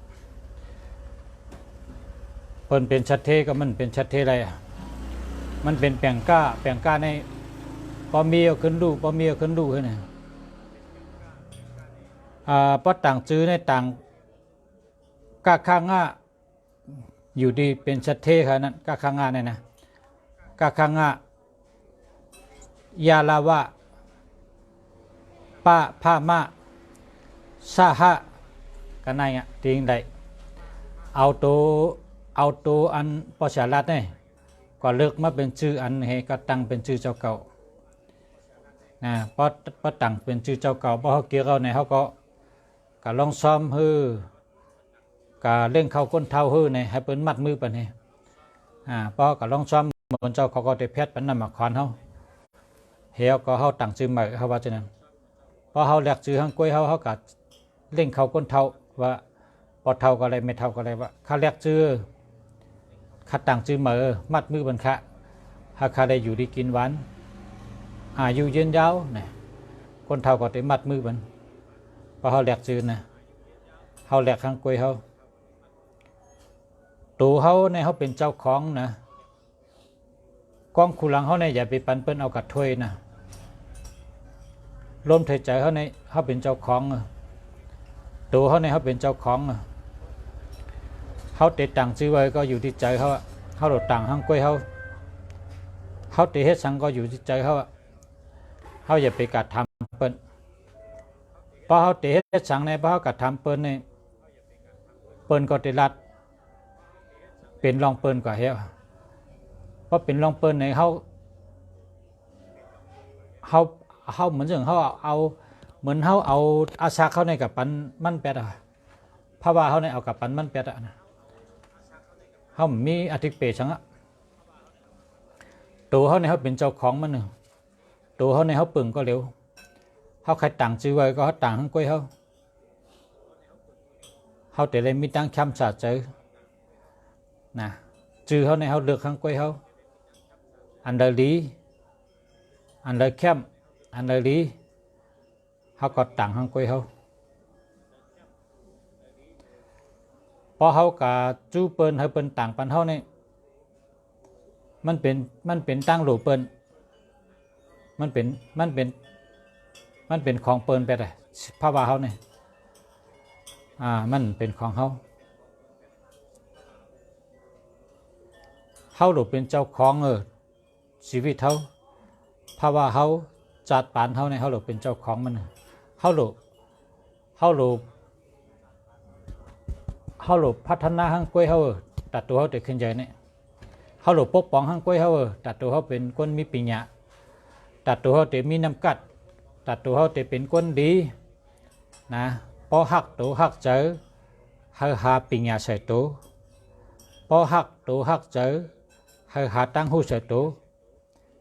พอเขาเจ้าเก่าขึ้นใหญ่หลูหาตั้งหูหลูหาปัญญาใส่ตัวเพราะเขาเจ้าเก่าใครเป็นคนมีชื่อเสียงเขาเป็นคนหาเปิ้นหักในเจ้าเก่าหลูหาปัญญาหลูหาตั้งหูใส่ตัวนำหาเป็นตีเปิ้นปึงอิงได้หาเป็นตีเปิ้นไว้เจอตั้มเจอเลยอาโกเลยปึงอิงได้แล้วก็ตึงปังได้เพราะเจ้าเก่าหักตัวเจ้าเก่าก็เจ้าเก่าหลูหาตั้งหูปันเจ้าเก่านำมือนะพอหักตัวหักเจอเนี่ยนะหาตั้งหูใส่ตัวเจ้าเก่านำครับ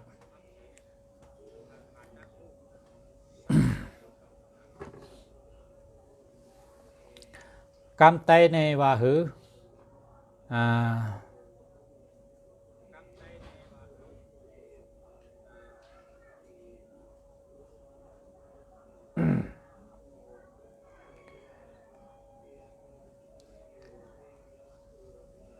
พอเขากับสอนปัญญาเขากับสอนดิกสอนได้มาเนี่ยกาขันอย่าเสียงพอไม่เขาเสียงเป็นเงินเป็นหมื่นเป็นแสนก็แปลว่าพอไม่เขาในหักเขาซื้อปัญญาให้ใส่ไว้ในตัวเขากับสอนดิกหลายต้านออกมาเนี่ยนะเขาออกมาหลายต้านพอเขาออกมาในพอไม่เขาในจมบ่จมดีใจจำเขาเฮ็ดสั่งอะไรเป็นเจ้านั้นย้อนว่าพอแม่เขาในเขาหักเขาพอเขาแม่เขาในหักเขาหรือเปิ้นพอเขาแม่เขาในเป็นพระราเขาเอาเงินเขาในส่งเขาขึ้นห้องเห็นเขาเลยหมอลิกเขาเลยหมอปิญญาเนี่ย ย้อนว่าปอเฮาแม่เฮาในฮักเฮาปอเฮาฮักตัวเฮาเฮาก็โลหาปิญญาใส่ตัวเฮาปอเฮาฮักภาวะเฮาปอฮักจัดปานเฮาขึ้นเยอะเฮาก็โลหาตั้งหู้ใส่ตัวเฮาปอป้อมหาตั้งหู้แน่ป้อมมีตั้งหู้แน่เปิ้นเป้กินเปิ้นถังเล็กเปิ้นรู้หลายเป็นเช่นนั้นค่ะพอเฮาเป้โตพอเฮามีปัญญาในโตเฮากว่าตั้งหลายก็เปิ้นก็รู้หลายเฮาเปิ้นก็เป้กินเฮาเปิ้นก็ทางเรียกเขานั่นนะกำไตว่าจังนั้นเนาะก็นั่นแหละก็เปิดจังนั้นแหละก้นกูก็เฮาหมอฮักตัวเก่าหังผาหังมันเฮาโหลฮักตัวเก่าเฮาโหลเฮ็ดให้ตัวเก่ามีตั้งหู้นำแล้วก็พอเฮามีปอมีเมเฮาก็โหลฮักปอเฮาเมเฮาปอเฮาเมเฮาใครกินทางเฮาก็โหลชื่อเลี้ยงปอเมเฮาใครเฮ็ดจังหือเฮาก็โหลจ้อยแถมอันนั้นเป็นนาตีปุนพรของลูกหลัง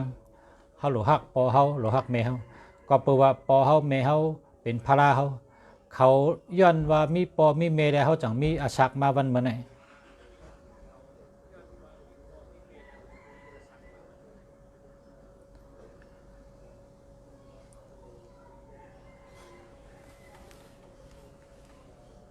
ก็เพราะฉะนั้นได้ชื่อเสียงในอย่าไปกะเฮาเป็นต่างปันเฮาเพราะว่าโกว่าเอาอาสาเขากับอาปันเปิ้นหลายๆเฮาโลถามสลาอันฮู้เต้ๆให้ว่าค่าแตกต่างซึ่งคือเฮาค่าในเป็นก้นจัดนึงในอย่าไปหังทุกขะอย่าให้ตกแต้มเฮาเป็นก้นจัดนึงในเฮาเป็นที่เปิ้นฮักเฮามีชื่อเสียงหลังเหมือนหนังเปิ้นเฮาเลยขึ้นใหญ่เหมือนหนังเปิ้นข้าใครมีชื่อเสียงหลีชื่อเสียงหลังเหมือนเปิ้นข้าใครมักใครมีเหมือนหนังเปิ้นแหลกเป็นชื่อข้าจังหือแคมต้วยเป็นข้ารู้เนี่ยจู้ฉลาว่าเป็นฉลาได้เป็นต้วยมหาปุกแต่งให้ตัง เป็นต้วยมหาปุกแต่งให้ตังก้นคืออะไรก็เป็นต้วยไทยเขาก็ต้วยทนเขเขาก็ต้วยทนนะต้วยว่าจื้อในตกกะเลยเนี่ยตกในวังขาห้าตกในผัดตีนห้าตกในหัวใจห้าตกที่โหว่าไผ่ไส้ห้าไผ่ขวาห้าตกที่ก็โหห้าเนี่ยเปิ้นก็มีจามเปิ้นห้างเปิ้นไตเขาก็มีมหาปุกแต่งนั่นน่ะจามเฮาห้างเฮามานเขาก็มีไทยเขาก็มีเขเขาก็มีเปิ้นก็มีของเผอของมัน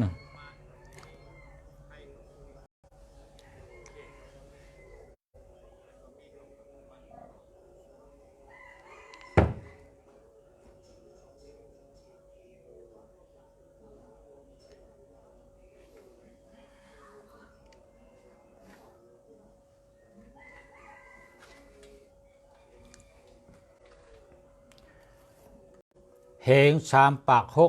60ใจเหล่าเปิงเหง3 ปาก 60กึดตัว2ใจเหล่าเปิงเหล่าได้แม่นเปิงมันตกดีมาแล้วนะเหล่าได้แม่นเปิงนั่นน่ะตกดีมาแล้วนะโลเหล่าเนี่ยแปดก้อยกากัดเลือกกระแทงตัวมาใช้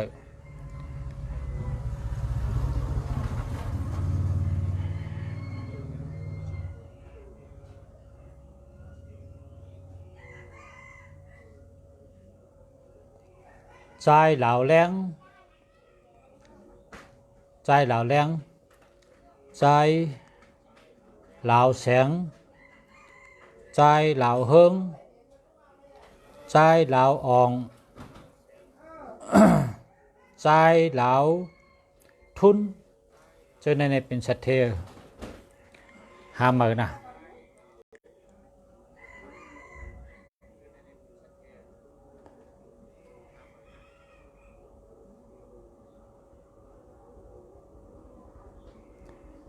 ลุงสายพศอันจะ1340เนาะ1340ก็ตัว3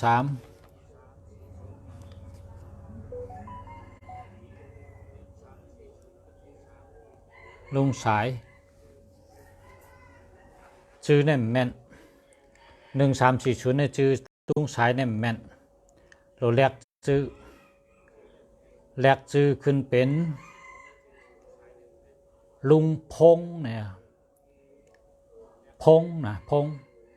ปะพะมะพอพันพอสามเผามอมะพอพึ่งพอผา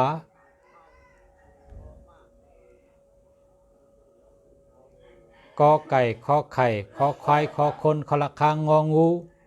นอหนูทอทงออ่างจนนั่นน่ะได้เป็นสัตเทนะ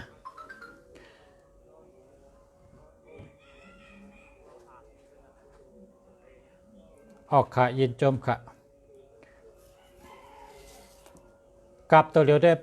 บ้านเมืองขึ้นใหญ่อะเพราะว่าพี่น้องใต้เขาก็ได้ไรขึ้นใหญ่จำเป็นโหลดด้วยข่าวนำค่ะเปิดหูเปิดตาเฮาหูแรงตาแรงเฮาวนกวางหันไกเจอเย็นเจอยาวเด็บเห็นติดชูเจ้าเด็บเป็นก้นคึดกับคึดปานไรกูก็ค่ะเมืองเปิ้นขึ้นใหญ่มาสูงเปิ้นก็อ่อนกันเฮ็ดลองตั้งขึ้นใหญ่อะไรเปิ้นขึ้นใหญ่เก้บ่เมืองไทยในเปิ้นห้องว่าพัฒนาเนี่ยว่าเมืองไทยเนี่ยนะพัฒนาก้นอ่ะพัฒนาพัฒนาเนี่ยก็เนี่ยน่ะให้แก่เดือเก่าพัฒนาก้นออกมาให้ก้นในอาสร้างให้สูงขึ้นเดือเก่าตั้งหูก็โตตอนตั้งเฮ็ดก็แคมตั้งรัดก็แคมหมอขึงหมอปองหมอเฮ็ดหมอสร้างหมอก้าหมอขายหมอหาเงินหมอปกป้องกูไปมันติขึ้นใหญ่มาสูงเลยอัน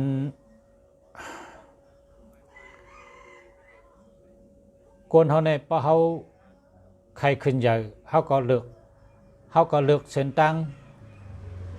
ขึ้นใหญ่อันเปิ้นเป็นสัตเทนั่นเปิ้นอยู่จังหือเปิ้นลาดจังหือเปิ้นเฮ็ดจังหือสัตเทในเขาก็หลุดเล็บเห็นสัตเทเนี่ยเขาอยู่ข้างก้วยเขาเมียวเว้ยตั้งยามเขาก็แทงเมียวลองกว่าลองไปก็แทงเมียวลองต้งหนึ่งก็แทงเมียวไงชูเจ้าสัตตีได้หรอสัตเทเนี่ยเขาอยู่เหมือนก้น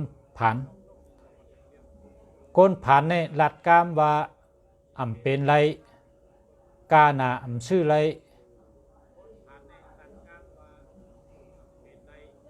เพื่อหนาหยาบหนาจะไหนเป็นกามก้นผานกำในก้นสัตเทเนี่ยเป็นหลัดกามบาฮือเนี่ยสัตเทเนี่ยพอหันอันกาขันใหญ่เนี่ยเขาวนว่าเตเฮ็ดถือเตหาไล่เลยเขาซื้อมาไล่ในเขาขึงไล่กันเดียวกลางใครกาคำโก้ใครกาเขาได้หาไล่ให้ซื้อไล่สัตเทในหลักการตัวนั้นกาในคำว่าใครกาเขาได้วนว่าเตหาไล่เลยให้ซื้อมาไล่เหมือนจังหนังเป็นขายรถไถเนี่ยลักกาขัน2 ล้านเนาะรถไถชนรถขุดดินใช่ไหมลักกาขัน2 ล้านเพราะสัตเทกาหันเนี่ยกาหนาในคำว่าคำบาละการ2 ล้านเนี่ยนะเขาก็ไปหาเงินล็อกไล่ต่างเมียวต่างป้ายเหตุเลยจู้เงินถึงมี2 ล้านเขาก็กระซื้อมาเพราะเขาไล่มาเนี่ยเขาขึ้นมาเจอกานั้นขึ้นขุดดินขึ้นขุดตีเหตุขึ้นแดงขึ้นเงินไล่เป็น5-6 ล้านการในปก้นผ่านกับหัน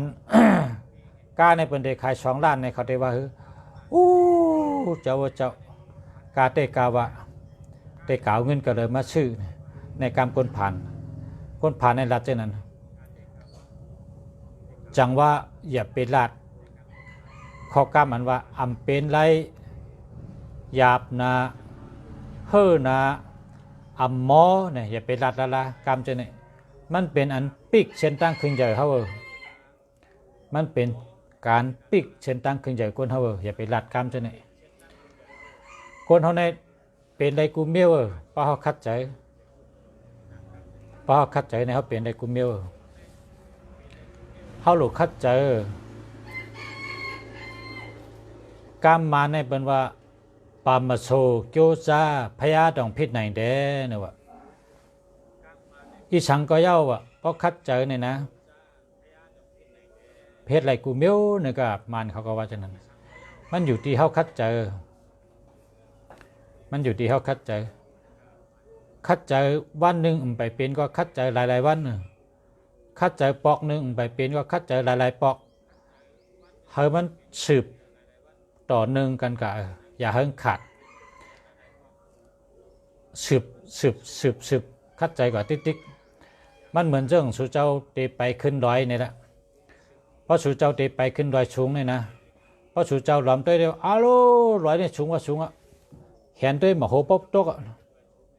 เพราะสุเจ้าวันนั้นสุเจ้าแผ่วเนื้อจึกร้อยได้ปอกละ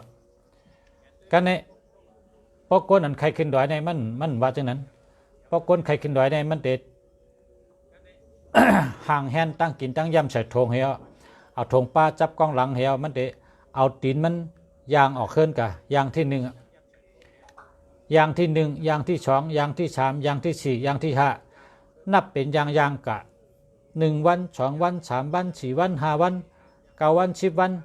เดือน1 2 เดือนมันก็เหยียบกับกำยางอ่ำหึงอ่ำนั้นมันได้ขึ้นเมื่อจุกหรือเนื้อจิกลอยลงนั่นนะเนื้อจิกลอยอันสูงสุดนั่นน่ะมันกับจุกหรือเนื้อนั่นใดนั่นอ่ะเป็นห้องว่าคนคัดเจอพอเขาหันลอยสูงเขาจำไปขึ้นเขาบอกว่าโอ้ยสูงว่าสูงอ่ะได้ขึ้นลอยเพราะจีบผ้าเนี่ยพอเขาว่าแต่นั้นในห้องแผ่วเนื้อลอยเลยลอยกลางใครสูงพอเขาไปขึ้นกำยา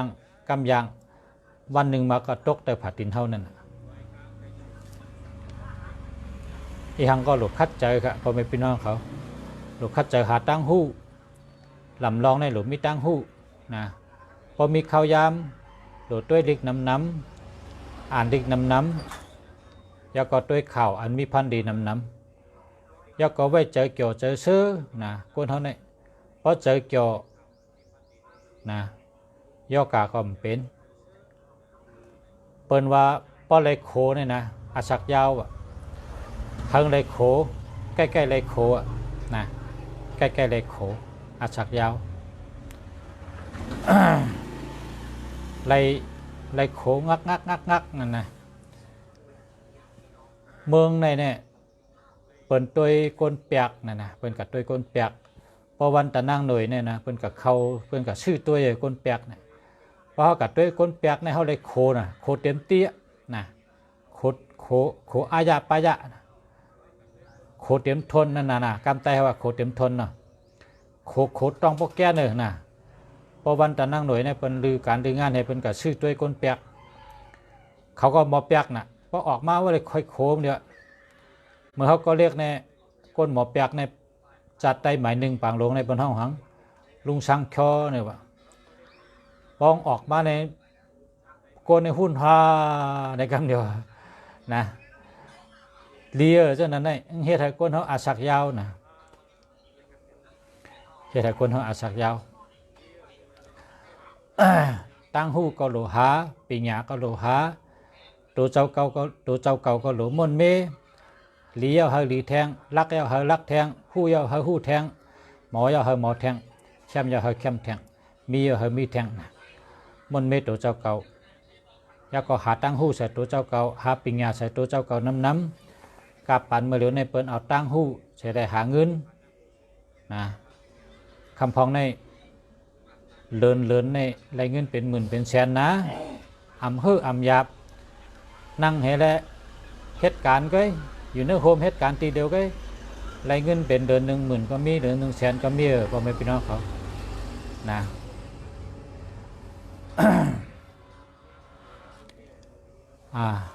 มีคนมาถาม1351นางพิมพ์เนี่ยเนาะ1351นางพิมพ์1351กดตัว7นะกดตัว7ทางว่านางพิมพ์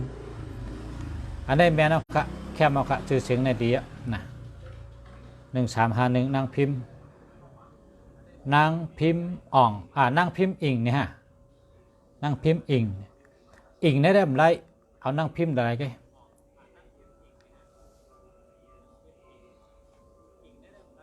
นางพิมพ์เสือนางพิมพ์หอมนางพิมพ์เฮิง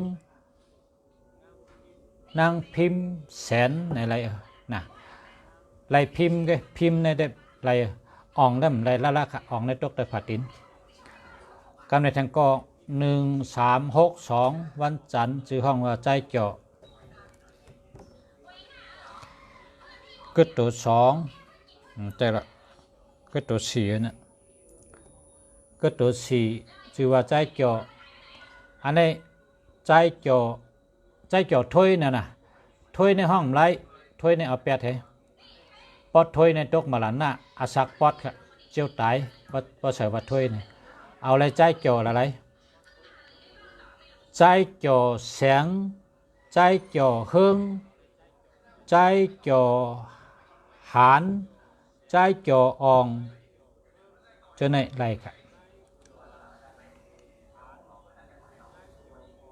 2528องค์เพเนี่ย2528องค์เพ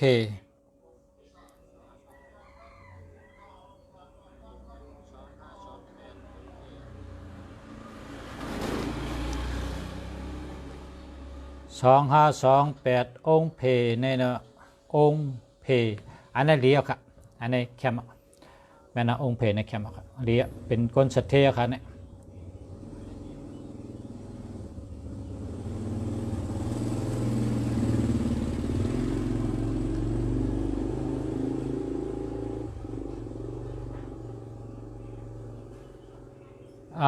อันนี้มุติปองค่ะ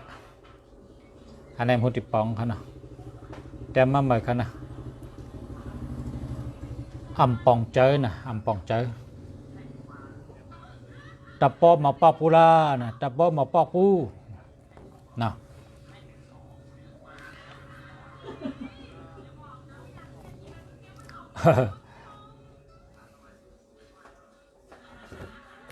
อำปองเจอฮะเนี่ยอำปองเจอ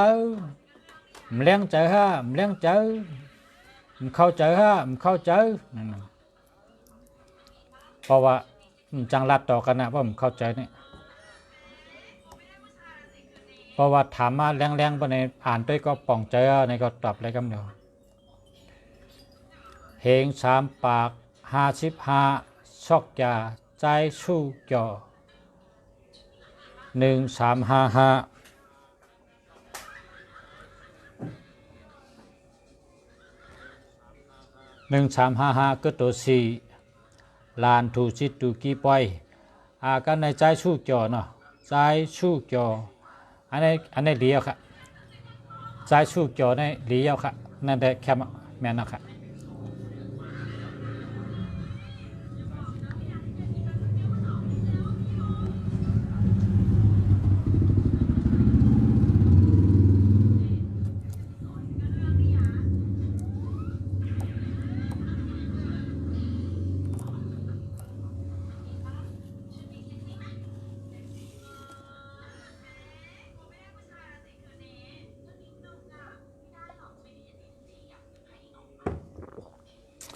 0653617604อันนี้หาใหม่กันนะ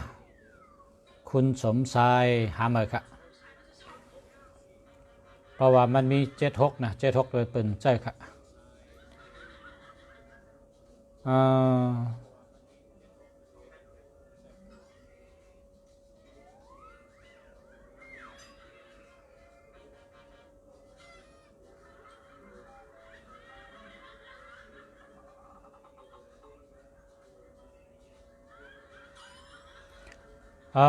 ป่องใจ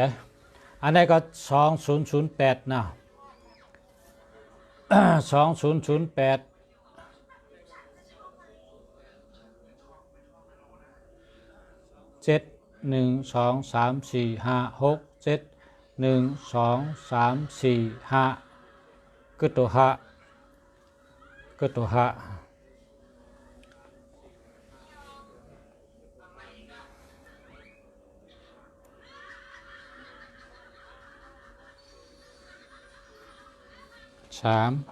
4 5 6 7 1 2 3 4 5อันในใจพัดเนี่ยแม่นครับใจพัด2008อันนี้แม่นครับหาเบอร์นะเฮ็ดไป1355นางหอมเฮง1355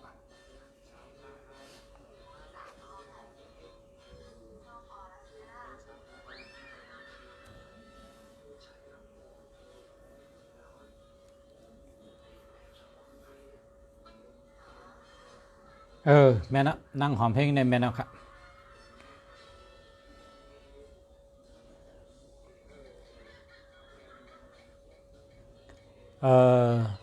0831101637อันนี้หามาค่ะนะ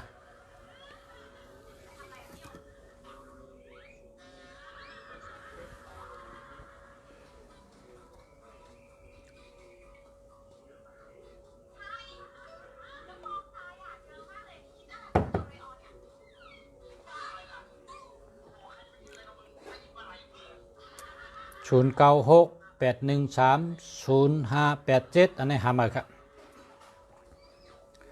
0987549545อันนี้เดียวครับแคมเตเตครับ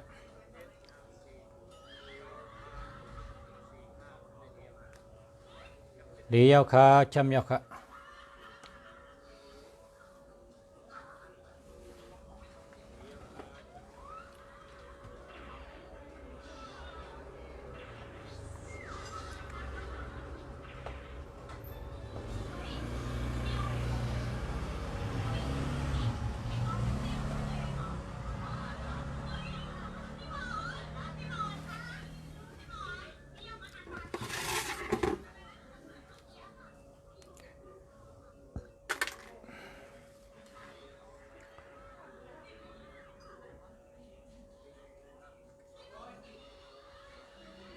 นางแสงอูนะ1997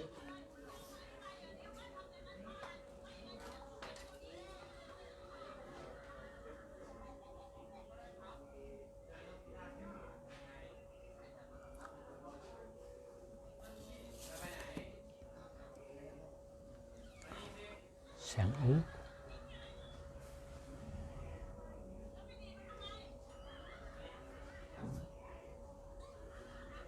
นางแสงอูในหลุดแรกจือนะตังเลยดรผาตินจือนางแสงอูในหลุดแรกเป็นจะสัญญาสหะนะสหะตัทนะยาก็ปะพมะแรกจือนั้นนะ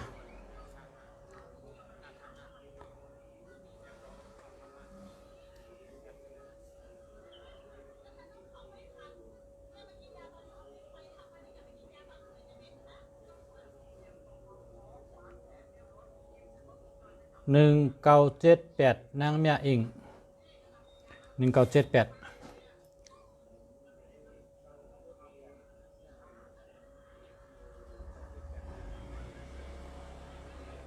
อันนี้แม่นนะครับนางเมียอิงนี่เป็นสัตเทว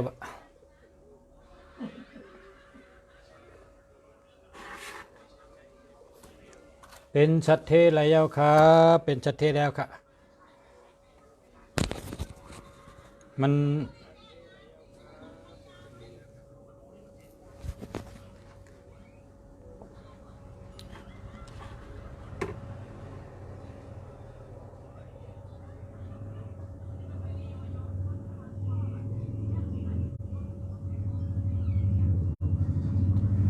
061 08362805ห้ามกะ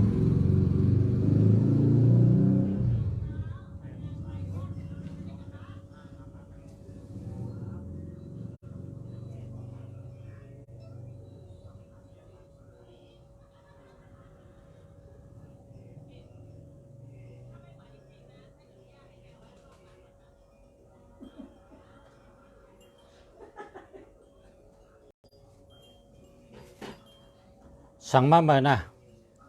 สั่งมาเมื่อครับแต่ปกอะไรก็สั่งมาเมื่อครับนะที่ว่าอะไรหมายพงเมื่ออันถามมาเนอะมาจินจานั่นถามมาเมื่อนะ1354ใจอ่องเมือง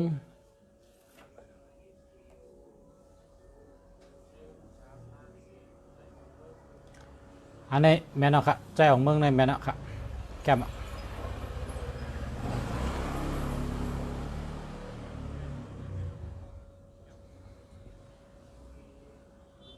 คือตัวหา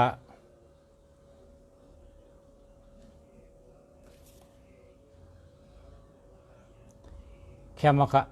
ใจเสียงจืนนะครับเนาะอันนี้ก็แคม12008อันนี้แคมครับเนาะแม่นครับ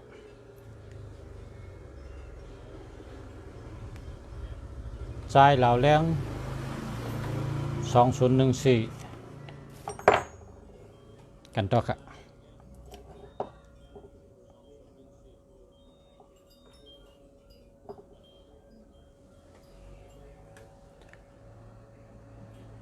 มาเอาพละฮะมาปูจาพละเอาค่ะแล้วพละชิวลีเนาะชิวลีก็อะไรกันโอเคแล้วโอ้โดยทางกอง0826876377อันนี้หามาครับมาสงเคราะห์มีพี่น้องมาปูจาพละนะมีพี่น้องมาปูจาพละเอาค่ะก็กันนั่นก็เมื่อไหร่ก็เอากันได้กันมาพบกันพบกันทั้งค่ะมีพี่น้องมาปูจาพละเปิ่นมาเปิ่นมาไกลก็ย้อนลือที่ไหนก่อนย้อนให้ผมเป็นพี่น้องผู้ทำมินกูก็กูก้นค่ะย้อนให้อยู่ดีกินวันให้การขึ้นยามาสูงย้อนให้อยู่ดีมีเงินห่างดีกึกปื้นกูก็กูก้นใช้กรรมค่ะมาสูงค่ะ